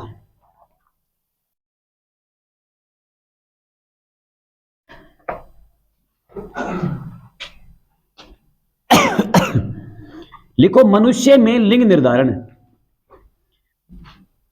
ये आता है। मनुष्य में लिंग निर्धारण। अब जो मैं पैटर्न बनाऊंगा उस पैटर्न को समझ लो, क्योंकि आगे मेंडल वाले नियमों में, सारे नियमों में यही पैटर्न चलेगा। इसको सीख लिया तो आप क्रॉस करवा सकते हो, नहीं तो क्वेश्चन गलत हो जाएगा। जैसे लंबा पौधा, बुना पौधा पढ़े होंगे ना 10th में, इस पैटर्न से आएंगे। बिल्कुल सिंपल बता रहा हूं, बिल्कुल सिंपल तरीके से। लिंग निर्धारण का मतलब क्या है कि जब मनुष्य निषेचन करेगा कब तो लड़का पैदा होगा और कब लड़की पैदा होगी, ठीक है। तो इधर देखो, ये एक नर है, इधर मैं नर मान लेता हूं, तो इधर मान लू मादा। नर है तो सीधी सी बात 44 प्लस XY ऐसे बनेगा। मादा है तो सिंपल सी बात 44 प्लस XX बनेगा। अब ये गुणसूत्र हमारे अंदर होने चाहिए 46, 46 से ना ही तो होने चाहिए 45, ना ही होने चाहिए 47, वरना शरीर में विकार पैदा हो जाए। कोई सतमांशीय, अठमांशीय, कोई लंबा होता है, कोई बोना होता है, किसी का सिर मोटा होता है, कोई भोले होते हैं, कोई ज्यादा चालाक होते हैं, कई महिलाएं होती है मुंह साजे, है ना, ठीक है। कोई नर और मादा दोनों नहीं होते, खोटी हो जाएगी, बीच में रह जाए, किन्नर बन जाते हैं, है ना। तो कहने का मतलब ये है कि गुणसूत्र है ना वो 46 से ना तो होने चाहिए 45, ना ही 46 होने चाहिए 47। तो कम हुए तो 45 44, ज्यादा हुए 47 48, ये क्या होगा, रोग होगा। कौन से, नाम आएगा सिंड्रोम रोग। गुणसूत्रों की संख्या में कमी या वृद्धि से कौन से रोग पैदा होंगे, सिंड्रोम रोग। आगे पढ़ेंगे, अभी तुम 40 रख रहे हैं। देखो, जब भी हम निषेचन करेंगे ना तो नर के 23 गुणसूत्र ना वो मादा के 23 गुणसूत्र से मिलेंगे, ये फिक्स है। तब जाकर शिशु के गुणसूत्र कितने पूरे होंगे, 23 ही नर के मिलेंगे, 23 ही मादा के मिलेंगे। डिपेंड करता है कौन सा किससे मिल रहा है। तो जो भी पहले आपको यहां पर अनुवांशिक पदार्थ दिया जाएगा उसको तोड़ना है। इसको मैं तोड़ के क्या बना सकता हूं, 44 तो समान है, तो 22 एक तरफ कर दूं, 22 एक तरफ कर दूं, ये तो बराबर ही है दोनों। एक बार 22 के साथ आ जाएगा x, एक बार 22 के साथ आ जाएगा 22 और 1, 22 और 1 बंट गए 23 23। अगर गुणसूत्र आपको दिए 40 तो आप 20 20 करोगे, गुणसूत्र आपको दिए 14 तो आप 7 7 करोगे, ठीक है ना। हमारे अंदर नहीं जैसे मटर है उसके अंदर 14, इस प्रकार से। तो इस मादा को भी, मादा का आनुवंशिक पदार्थ भी टूटेगा निषेचन में। एक बार तो 22 के साथ आ गया x, दूसरी बार भी 22 के साथ आ गया, तो ये बन गया 23, 22 और 1 23, 22 और 1 23। सबसे पहले जब भी आप पैटर्न बनाओगे, कोई भी आपको तरीका निकालना है, पीढ़ी निकालनी है, आनुवंशिक पदार्थ को तोड़ना है दो भागों में समान। कितने थे, 46, तो 23 23, 46 23। मान लो इस नर का इस मादा से विवाह हुआ, पहली बार इन्होंने निषेचन किया, तो नर के ये वाले 23 गुणसूत्र मादा के इस वाले 23 से मिल गए। मान लो 23 इससे मिल गए, इससे ना मिलते तो इस 23 के पास एक और ऑप्शन था, ये इससे मिल सकते थे। इसके अलावा इस 23 के पास कोई ऑप्शन है क्या, एक इधर वाला दोनों से मिलेगा। अगर नर ने निषेचन किया तो यह भी हो सकता था पहली बार में कि नर के ये वाले 23 मादा के इस वाले 23 से मिल जाते। यह भी हो सकता था कि नर के ये वाले मादा के इस वाले से मिल जाते। इसके अलावा कोई ऑप्शन है क्या, नहीं है। कितने देखो ऊपर 1 2 3 4 भाग बन रहे हैं, नीचे 4 ही प्रकार बनेंगे, 1 2 3 4। कैसे करना है, इस एक को उधर दोनों से मिलाना। मतलब एक नर है, सोचो, इसको भूल जाओ एक बार, एक नर है, उसके सामने 2 मादाएं हैं और ऑप्शन है कि निषेचन करना है, तो उसकी मर्जी, वो इस मादा से निषेचन कर सकता है, इससे भी कर सकता है। इसके अलावा कोई ऑप्शन है क्या, मादा ही 2 ही है। मान लो इस सृष्टि में एक ही नर है, 2 ही मादा है, तो ऑप्शन क्या बनेगा, वो नर पहली मादा से निषेचन कर सकता है या फिर दूसरी से, इसके अलावा तो ऑप्शन ही नहीं है। तो ये नर भी तो इस मादा से कर सकता है, इससे कर सकता है। जैसे 2 लड़के 2 लड़की है तो ऑप्शन बनता है ना, इस लड़की के पास भी 2 ऑप्शन बन रहे हैं, इससे निषेचन कर सकती है, इससे, इसके पास भी ऑप्शन है, इससे भी इससे भी। तो कैसे करना है, एक को उधर दोनों से मिलाना है, एक को इधर दोनों से, कोई फर्क नहीं पड़ता। आपका मन कर रहा है मैं सर इधर से मिलाऊंगा, इधर से मिला, देखो ये वाला इससे मिल गया तो मैंने ये मिलाया, ये वाला देखो इससे भी मिल गया, ये वाला किससे मिल सकता है, दोनों लड़कों से, तो ये वाला इससे मिल गया देखो, और ये वाला इससे भी मिल गया।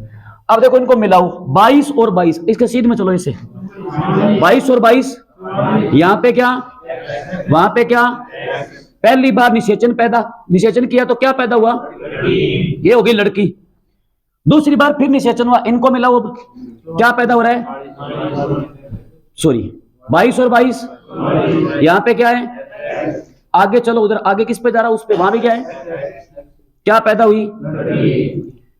और हमारे समाज में एक धारणा है, पता ही आप सबको, दो लड़कियां अगर पैदा हो जाए ना, वो घर को जिला बना देंगे, पर लड़का पैदा करके ही मानेंगे। एक खास बात है, उनको ये नहीं पता है उस समय भाई 2 लड़कियां पैदा हो गई, 5 लड़कियां होगी, अगर वो बेरोजगार है तो वो ये नहीं सोचता कि 5 लड़कियां होगी तो 5 चप्पल की जोड़ी, 5 ड्रेस की जोड़ी, 5 की स्कूल की ड्रेस, 5 का खर्चा, तो बच्चे कहते हैं ना 2 ही अच्छे, 1-2 ही होने चाहिए। तो अब 2 लड़कियां पैदा होगी, तब 2 लड़कियां पैदा हो जाती, तो कारण है ये, गांव में तो खूब चलता है प्रथा, लड़का पैदा करके ही मानेंगे। 2 लड़कियां पैदा होगी, तीसरी बार फिर निषेचन किया, तीसरी बार फिर निषेचन किया, देखो 22 और 22, यहां पर क्या है, एक्स पहले लिखते हैं, यहां पे क्या है, एक्स वाई, क्या पैदा हुआ, बाद की थाली, ये लो, 2 लड़कियां पैदा होगी, 1 लड़का पैदा होगा। जब 2 लड़कियों के या 3 लड़कियों के बाद 1 लड़का पैदा हो जाता है, 1 लड़का तो खुशी खुशी में और पैदा कर देते हैं, सोनू के बाद एक मोनू भी चाहिए होता है, मतलब, है ना। ये देखो 22 और 22 क्या है, प्लस ये एक्स, ये वाई, क्या पैदा हुआ, 2 ही लड़कियां 2 ही लड़के। एक दंपति है ये, इस दंपति के 4 बच्चे हैं, उनके लिए तो चारों 100% है। एक को कितने परसेंट मिलेंगे बताओ, 25, 25, 25 और 25, इन दोनों को इकट्ठा लिख दूं, 25 और 25, 25 और 25, ये है मनुष्य में लिंग निर्धारण। काम किसकी देन, स्टीवेंस और विल्सन। तो लिंग निर्धारण में क्या निष्कर्ष निकला, विल्सन और स्टीवेंस के हिसाब से निष्कर्ष ये निकला, वो कहते हैं निषेचन प्रक्रम में या तो लड़का पैदा होगा या तो लड़की पैदा होगी। 50% चांस है कि लड़का पैदा हो सकता है, 50% चांस है कि। तो पूछते हैं लिंग निर्धारण में लड़के के पैदा होने की संभावना कितनी होती है, 10%, 100%, 50%, इनमें से कोई नहीं। 50% ये पॉसिबिलिटी है कि लड़का पैदा हो सकता है, 50 ये भी संभावना है कि लड़की पैदा हो सकती है। तो उनका कहने का मतलब ये था कि या तो लड़का पैदा होगा या तो लड़की, ये कह रहे थे। तो वो तू के बताओ, माने ध्यान में कहा तो छोरो सी खचरी सी, है ना, पर ऐसा नहीं है, तीसरी प्रजाति भी है, ठीक है, इसलिए उन्होंने फिक्स कर दिया कि ऐसा होता है। पर अगर गुणसूत्रीय विकार आ गया तो एक और आ जाएगा नया। अब पढ़ते देखो, अब सोचो ये नर इस मादा से निषेचन कर रहा है, ये दंपति है, इस नर का इस मादा से विवाह हुआ है, अभी निषेचन कर रहे हैं। मान लो ये भाई गुणसूत्र निषेचन में नहीं दे रहा है, बस ये 23 जा रहे हैं, ये भले 50 बार निषेचन कर ले, क्या लड़का पैदा होगा? तो लड़का पैदा करने जिम्मेदारी किसकी है, नर की है। और हमारे पिछड़े इलाकों में आजकल तो लोग समझदार हो गए, पहले एक धारणा चलती थी, कई ऐसे इलाके जहां एजुकेटेड नहीं है ना, 4-5 लड़कियां पैदा हो जाती है, दोष देते हैं लड़की को घर वाले कि लड़कियां पैदा हो रही है, 5 लड़कियां होगी, छोरो मार तो एक ही कोनी हो, कठुआ ये कठा, काली कल मुईरे से नाम देते, गांव में बहुत सारे नाम देते। पर उनको ये कौन समझाए भाई थर छोरे में कमी है, आपके लड़के में कमी है, वही गुणसूत्र नहीं दे रहा, लड़की लड़का पैदा करेगी कहां से, इसके पास तो आइटम ही लड़की वाला है, ये तो सिर्फ लड़की ही पैदा कर सकती है, इसके पास दोनों ऑप्शन है, लड़का और लड़की। तो पहला क्वेश्चन, दंपति में से लिंग निर्धारण के लिए उत्तरदायी कौन होता है, नर, दूसरा ऑप्शन है मादा, तीसरा दोनों, चौथा बोल देंगे पूर्वज नर। दंपति में से संतान प्राप्ति के लिए उत्तरदायी कौन है, नर। हाँ हो सकते हैं, जोड़ ले, वो तो जो अपने शुक्राणु अंडाणु है ना, गुणसूत्रीय विभाजन चल पड़ता है, तब 2 बच्चे जोड़े पैदा होते हैं। जोड़े में ऐसे नहीं दोनों लड़के होंगे, लड़का लड़की भी हो सकते हैं जोड़े में, कोई बड़ी बात नहीं इसमें, ठीक है, वो आगे पढ़ेंगे, इसी में आएगा, पहले ये समझ लो। अब देखो इधर सुनो, मैंने बोला संतान प्राप्ति का नर कैसा है, आदमी अकेला लड़का या लड़की पैदा कर देगा क्या, लुगाई अकेली लड़का या लड़की पैदा कर देगी क्या। मैंने बोला संतान प्राप्ति दोनों उत्तरदायी है, नर और मादा 2 होंगे तभी तो बच्चा पैदा होगा। तो मैंने क्या बोला था, दंपति में से संतान प्राप्ति के लिए उत्तरदायी कौन है, नर और मादा दोनों। अगर पूछे दंपति में से लिंग निर्धारण के लिए उत्तरदायी कौन है, नर। नर नहीं है तो बोलोगे आप लिंग गुणसूत्र उत्तरदायी है, ये नहीं है तो XY गुणसूत्र उत्तरदायी है, या एक जोड़ा गुणसूत्र उत्तरदायी है ऐसे बोलोगे, या 23वां जोड़ा वो उत्तरदायी है, ठीक है। तो लिखो चारों क्वेश्चन। पहला क्वेश्चन, ये डायग्राम बना लिया, बनाया नहीं है, अब लिखो, क्वेश्चन लिखो, क्वेश्चन लिखो। दंपति में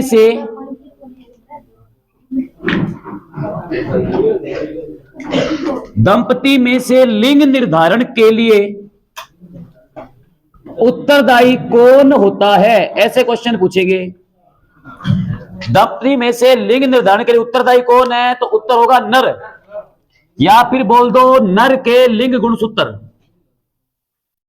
ठीक है। अगर पूछे लिंग निर्धारण के लिए उत्तरदायी एकमात्र गुणसूत्र तो वाई होगा, क्योंकि एक्स तो आदमी के पास भी है और एक्स उस महिला के पास भी है।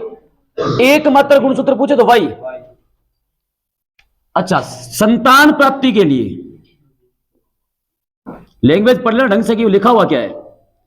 दंपति में से संतान प्राप्ति के लिए उत्तरदायी तो नर तथा मादा दोनों, नर तथा मादा दोनों उत्तरदायी है संतान प्राप्ति के लिए। अगर आपसे पूछे लिंग निर्धारण में लड़की के पैदा होने की संभावना, 50% चांस है लड़की के पैदा होने की,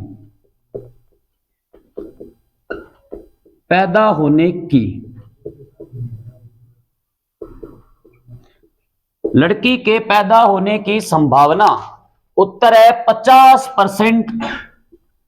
50% पॉसिबिलिटी है कि लड़की पैदा हो सकती है। और अगर पूछे लड़के के पैदा होने की संभावना, वो भी 50%। यही लिखना हो इसी के अंदर ही। दंपति में से लिंग निर्धारण के लिए उत्तरदायी पूछे तो नर, संतान प्राप्ति के लिए उत्तरदायी पूछे तो दोनों है नर और मादा।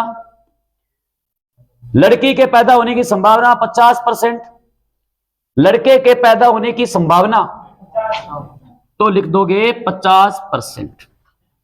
लड़के के पैदा होने की संभावना या लड़का पैदा होने की संभावना एक ही बात है, कितनी हो जाएगी? 50%।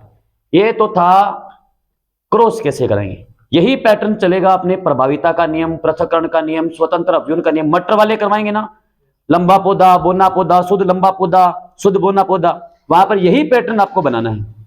अनुवांशिकता तोड़ना है। जैसे मैंने लिखा है शुद्ध लंबा पौधा है तो कैपिटल टी लंबा टाल होता है तो कैपिटल टी लिखेंगे। बोना मतलब छोटा हो गया तो स्मॉल टी लिखेंगे। ये नर है, ये मादा है, एक एलिन मानो तो इसको तोड़ लेंगे, आधा आधा करना है ना, 2 है तो एक एक कर लेंगे, 20 है 10-10 करेंगे, 40 था 23-23 किए थे, ये 2 है तो एक एक करेंगे, इसमें भी एक एक करेंगे। ऐसे सेम क्रॉस मल्टीप्लाई चलेगा। ये वाला इससे मिल सकता है, ये वाला इससे मिल सकता है, ये वाला इससे मिल सकता है, इससे मिल सकता है। अब नीचे आपको पीढ़ी मिल जाएगी, बस ऐसे बनेगा पैटर्न।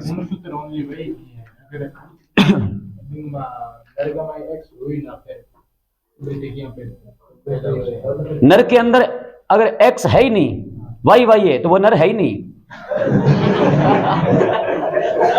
ठीक है, हंस के आ रहे हो प्राणियों, बहुत सारे ऐसे हैं, कई ऐसे नर भी है ना। महिला के लक्षण आ जाएंगे तो व्यवहार भी महिला की तरह ही करता है। वो खुद को ऐसे सोचता है कि मैं एक महिला हूं। नर से बात करने में संकोच होता है, मादाओं से बात करना अच्छा लगता है। चूल्हे चौके का बार बार रहे विषय, आदमी से बात करना शर्माएगा, चलेगा तो भी चाल भी लड़की की जैसी होगी, है ना। या उनमें कईयों में स्तन में उभारा जाता है, लिंग होता है, संतान की प्राप्ति नहीं होती है, लड़का होगा। कारण है ये गुणसूत्र अभी पढ़ रहे हैं, वही सारी चीज समझाऊंगा। ये सारे नमूने कहां से आते हैं अभी समझ लो। ये यहां तक उतार लिया। अब हम पढ़ेंगे रोग। हमने पीछे मैंने आपको टॉपिक करवाया था पैथोलॉजी, उसमें रोग पढ़ाए थे संक्रामक, असंक्रामक, अनुवांशिक। कुछ रोग बच गए थे, उसका संबंध गुणसूत्र से ही है, इसलिए मैंने वहां पर पढ़ाई नहीं थी। अब लिखो गुणसूत्र संबंधी रोग। गुणसूत्र संबंधी रोग, गुणसूत्र संबंधी रोग वो रोग होंगे सिंड्रोम रोग। हाँ,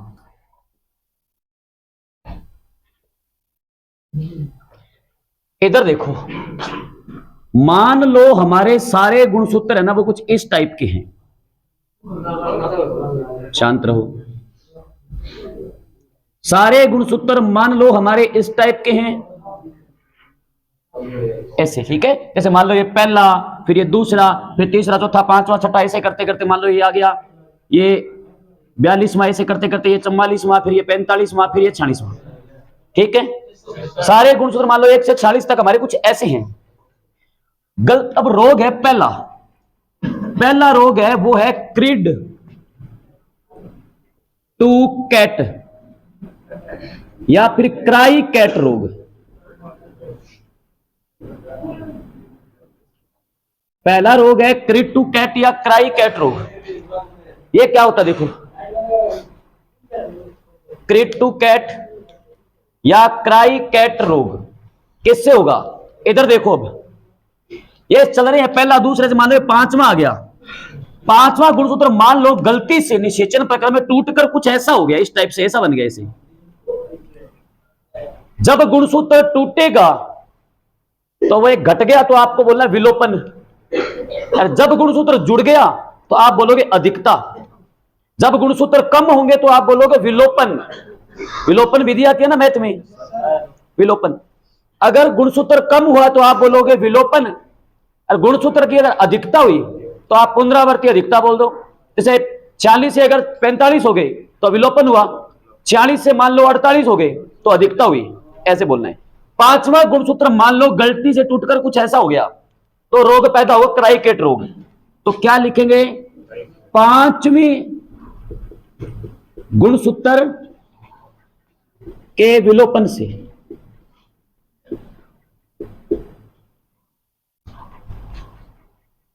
विलोपन नहीं, सॉरी,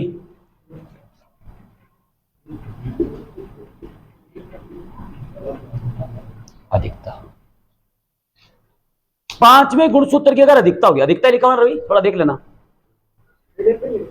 है। विलोपन है क्या? ये थोड़ा मेरे माइंड से आउट है, कोई बात नहीं, बताता हूं, अभी अंतर बताता हूं। अब आपको इस टॉपिक में से, इस रोग में से क्वेश्चन क्या पूछेंगे तो एक ही टाइप का क्वेश्चन आएगा। क्राइकेट रोग का संबंध किस गुणसूत्र से? 5वें गुणसूत्र से, 18वें से, 21 में से, 44 में से, 45 में से, ऐसे नाम आएगा। तो अगर 5वें गुणसूत्र का विलोपन हो जाए, 5वें गुणसूत्र के विलोपन से एक रोग पैदा होता है जिसे कहते हैं क्राइकेट रोग या क्रिड टू कैट रोग। क्या है क्राइकेट? क्राई का मतलब होता है चिल्लाना, केट का मतलब होता है बिल्ली।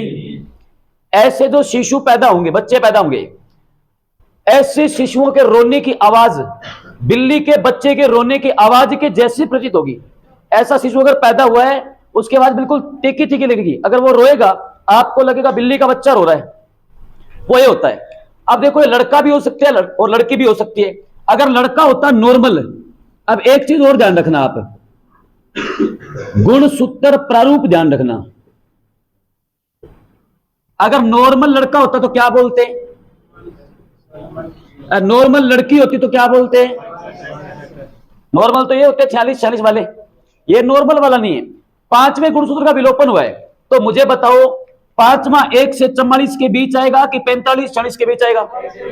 यहां तो 5वां आने से रहा, इनके बीच आएगा। 44 थे, एक 5वां घट गया, कितने रह गए?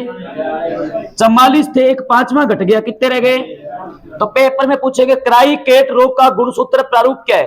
4 प्रारूप देंगे कि 45 plus X Y, 44 plus X 0, 43 plus X Y X, 43 plus X Y, तो उत्तर होगा 43 प्लस एक्स वाई।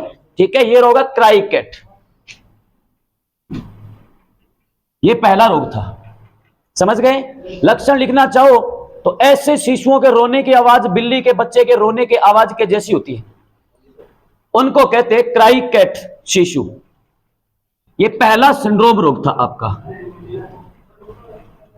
साथ साथ नोट करते रहा करो, ठीक है? तो क्रिड टू कैट रोग बोल लो या फिर क्राइकेट रोग बोल लो, ठीक है? क्राइकेट।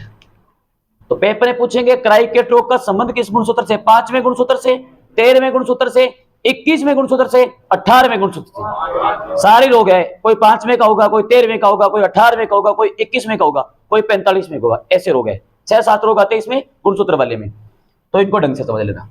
अब 2 नंबर अपना रोग है, जो अपना तो नहीं, अपने को पढ़ना है, उसका नाम है डाउन सिंड्रोम।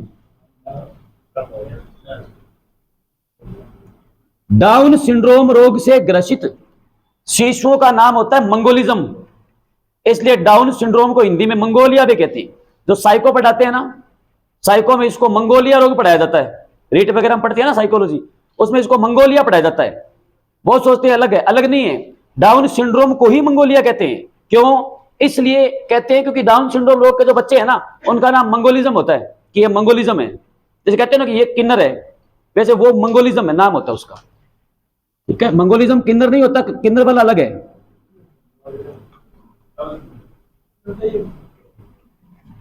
नहीं सॉरी, मंगोलिज्म तो शिशु का नाम होगा, रोग का नाम हिंदी मंगोलिया। डाउन सिंड्रोम को हिंदी में क्या कहते हैं? ये रोग का संबंध है 21वें गुणसूत्र से, और वो विलोपन नहीं है, 21वें की अधिकता है। तो अगर आपका गलती से 21वां गुणसूत्र है वो टूटकर दोबारा जुड़ जाए, 21वें से ही जुड़ेगा गुणसूत्रों में, तो गुणसूत्र होते हैं अध्यारोपित। अध्यारोपण समझते हो? ये मेरा हाथ है, इस हाथ पे मेरा हाथ है ना, वो ही अध्यारोपित हो सकता है। आपका हाथ मेरे हाथ पे अध्यारोपित नहीं होगा, या बड़ा निकलेगा या छोटा निकलेगा, फर्क होगा ना। ये अध्यारोपण है, ये ढक ले, एक सतह दूसरी सतह को अगर पूर्ण रूप से ढक लेना, इसे अध्यारोपण होता है। 21वां टूटा, दोबारा निषेचन में 21 में चिप गया, तो 21वां टूटेगा, किससे जुड़ेगा? 21 में से। तो क्या लिखेंगे? 21वें गुणसूत्र की अधिकता, 21वें गुणसूत्र की अधिकता। तो पेपर में पूछेंगे 21वें गुणसूत्र की अधिकता से कौन सा रोग होता है? डाउन सिंड्रोम या फिर मंगोलिया। दो याद रखने, आगे वाले मैं आपको ट्रिक से याद करवा दूंगा। क्राई कैट और क्रिड टू कैट, 5 रहो, देखो क्रिड टू कैट और क्राई कैट, 5 बन गए। तो संबंध किससे है? 5वें गुणसूत्र से। इसका सीधा है 21वां। ये डाउन सिंड्रोम रोग है ना, इसका मैं गुणसूत्र प्रारूप बनाऊं। डाउन सिंड्रोम रोग का गुणसूत्र प्रारूप क्या है? आपसे पेपर में ऐसे पूछे तो आप बोलते नॉर्मल लड़का होता तो होता ये, नॉर्मल लड़की होती तो होती ये। 21वें का विलोपन हुआ है कि अधिकता हुई है? अधिकता। 21वां कहां आएगा? 1 से 44 के बीच, 44 तो थे ही, एक 21वां और बढ़ गया, एक और बढ़ गया। अगर पूछे डाउन सिंड्रोम रोग में गुणसूत्रों की संख्या कितनी होती है? 45, 46, 47, जबकि क्राइकेट में कितनी होती है? 45। क्राइकेट में हो जाती है 45, इसमें हो जाती है 47। ये क्या है? ऐसे शिशु है ना, उनका बौद्धिक विकास रुक जाता है, भोले होते हैं, आईक्यू नाम की चीज नहीं होती। गांव में देखो ना, कहते हैं ना भोला है बेचारा ये। तो गांव में आप इसको आराम से देखो तो मिल जाएंगे आपको। डाउन सिंड्रोम रोग से ग्रसित शिशु है ना, इनका बौद्धिक विकास रुक जाता है, बुद्धि विकसित नहीं हो पाती है, इनका आईक्यू लेवल 25 से 30 तक सिमट कर रह जाता है। ठीक है ना, भोले होंगे बचपन में, गांव में नंग धरंग घूमते रहते हैं, देखा होगा। छोटा बच्चा वो भोला होगा ना, मोहल्ले में किसी घर पे चला जाता है, घर वाले देखते हैं, फिर बाप ढूंढते किन्ने की और किन घरेला दे जावा। बड़े हो जाते हैं, खाने पीने का इनको शौक है, किसी को चाय पीने का, किसी को खाने का, तो विवाह पार्टियों में ना इनको कोई मतलब नहीं होता है बुलाए हुए कि ना बुलाए हुए। ए भी उड़ जाए, एक गांव में मतलब पूरी ध्यान रखा टो रखे, ब्याह किंग है, मर्ग किंग है, ए पहले उड़ जाए बैठे। ठीक है, वहां पे काम करने लग जाते हैं सलाह करके, है ना। वो होते हैं डाउन सिंड्रोम वाले। गांव में लोग इनको यूज भी करते बढ़िया। घर पे कोई आ गया बुला लेते, तो एक काम कर, थोड़ी सी कुत्ता कटा दे, फिर चाह पियाऊं तन, वो कुत्ता काट ला रहे, चाह बनाओ चाह बनाओ चाह बनाओ, ऐसे वो ये होते हैं। समझ गया ना कौन से होते हैं? फिर लक्षण पेपर में नहीं पूछेंगे, पर मैं लक्षण क्यों बता रहा हूं, अगर आपको लक्षण याद रहेगा तो आपको रोग के बारे में जानकारी रहेगी, तो आपको ये गुणसूत्र की संख्या भी आसानी से याद रहेगी। ठीक है, इधर देखो, ये डाउन सिंड्रोम। इसके बाद जो रोग है उसका नाम है एडवर्ड सिंड्रोम।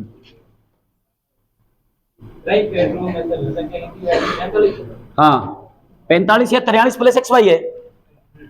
क्राइकेट में क्या है? 43 प्लस XY है ना, तो 43, 44, 45।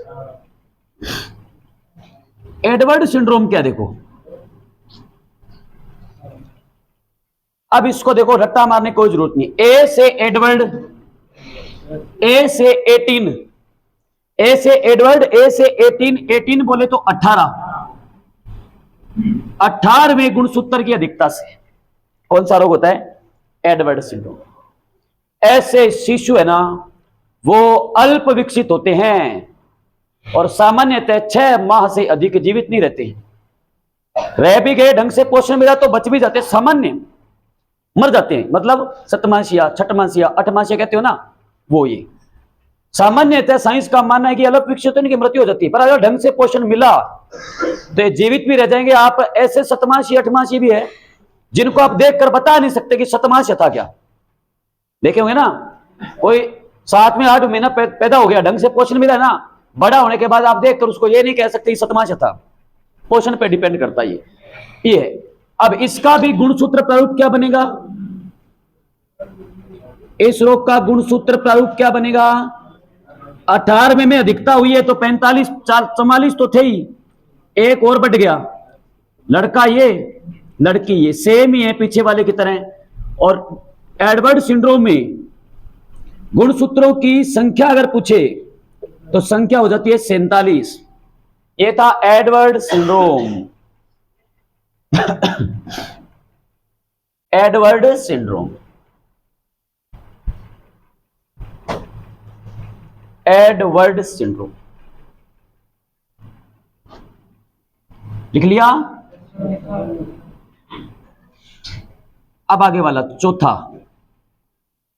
वो है Patau syndrome. Patau syndrome, Patau syndrome ये क्या, ये भी रोग है। तो क्राइकेट रोग का संबंध किस गुणसूत्र से है, 5 में से। डाउन सिंड्रोम का 21 में से। एडवर्ड सिंड्रोम, ए से एडवर्ड, ए से 18 बोले तो 18, ये भी याद रहेगा, नाम से याद रह जाएगा आपको। देखो पटाऊ नाम में लास्ट में क्या रहा है, क्या हो 13। पटाऊ सिंड्रोम में लास्ट में आ रहा है 13। तो 13वें गुणसूत्र की अधिकता से कौन सा रोग होता है, पटाऊ सिंड्रोम। अधिकता हुई है तो 13वां बड़ा होगा। 13वां कहां है, 1 से 44 के बीच है, तो सेम टू सेम बनेगा प्रारूप, संख्या सेम ही रहेगी 47, बस ये चेंज होगा 13। ये भी आपने देखे होंगे, ऐसे शिशुओं का ऊपर का होठ है ना वो कटा हुआ होता है, या ऊपर का होठ है नाक के साथ चिपका होता है, ठीक है ना। गांव में अलग अलग नाम रखते हैं, हमारे गांव में एक सूंडियो कहते हैं, सूंडियो के भी है ना, ऐसे नाम रख देते हैं। ऑपरेशन सही भी हो जाता है, या तो ऊपर का होठ कटा हुआ होगा या नाक के साथ चिपका होगा। इनकी ध्वनि में ना तीक्ष्णता होती है, इनकी ध्वनि तीखी होती है, नाक से आवाज आती है इनकी। जैसे उदाहरण के लिए समझा दूं, हिमेश रेशमिया है ना, हिमेश रेशमिया जो सिंगर है, वो जब गाता है ना, ध्यान रखना उसके नाक से आती है गूंज। अब मैं ये नहीं कह रहा कि उसको पटाऊ सिंड्रोम है, समझा रहा हूं कि उसकी ध्वनि में जो तीक्ष्णता है, नाक से बोलते हैं नुन्नो के बन, यहाँ उदाहरण के लिए। तो हाँ, अलग अलग नाम, आपके शहर में अलग नाम होगा, देखो वो तो अपनी क्षेत्रीय भाषा उस हिसाब से बोलते हैं। तो उनके नाक से ध्वनि आती है, गूंज होती है ध्वनि में, नाक से ध्वनि आएगी। तो ऐसे शिशुओं का ऊपर का होठ कटा हुआ होता है, इनकी ध्वनि में तीक्ष्णता होती है, या होठ नाक के साथ चिपका हो सकता है, उसको कहते हैं पटाऊ सिंड्रोम। तो क्या पूछेंगे, पटाऊ सिंड्रोम रोग का संबंध किस गुणसूत्र से है। इसी टॉपिक से 3 क्वेश्चन मिलान कीजिए आया था पिछली बार महिला सुपरवाइजर के पेपर में, 3 क्वेश्चन आए थे, एडवर्ड सिंड्रोम, टर्नर सिंड्रोम और डाउन सिंड्रोम। आगे गुणसूत्र की संख्या लिखी हुई थी, लिखा हुआ था कौन सा सुमेलित नहीं है, तो आपसे पूछ लेंगे ऐसे। तो पटाऊ 13वां, एडवर्ड 18वां, डाउन 21वां, क्राइकेट 5वां, ठीक है। ये था पटाऊ सिंड्रोम। अब और बच्चे कुछ वो पढ़ेंगे अपने नेक्स्ट क्लास के अंदर, 3-4 बच्चे हैं, ठीक है। मिलते हैं ब्रेक के बाद, ठीक है। जय हिंद।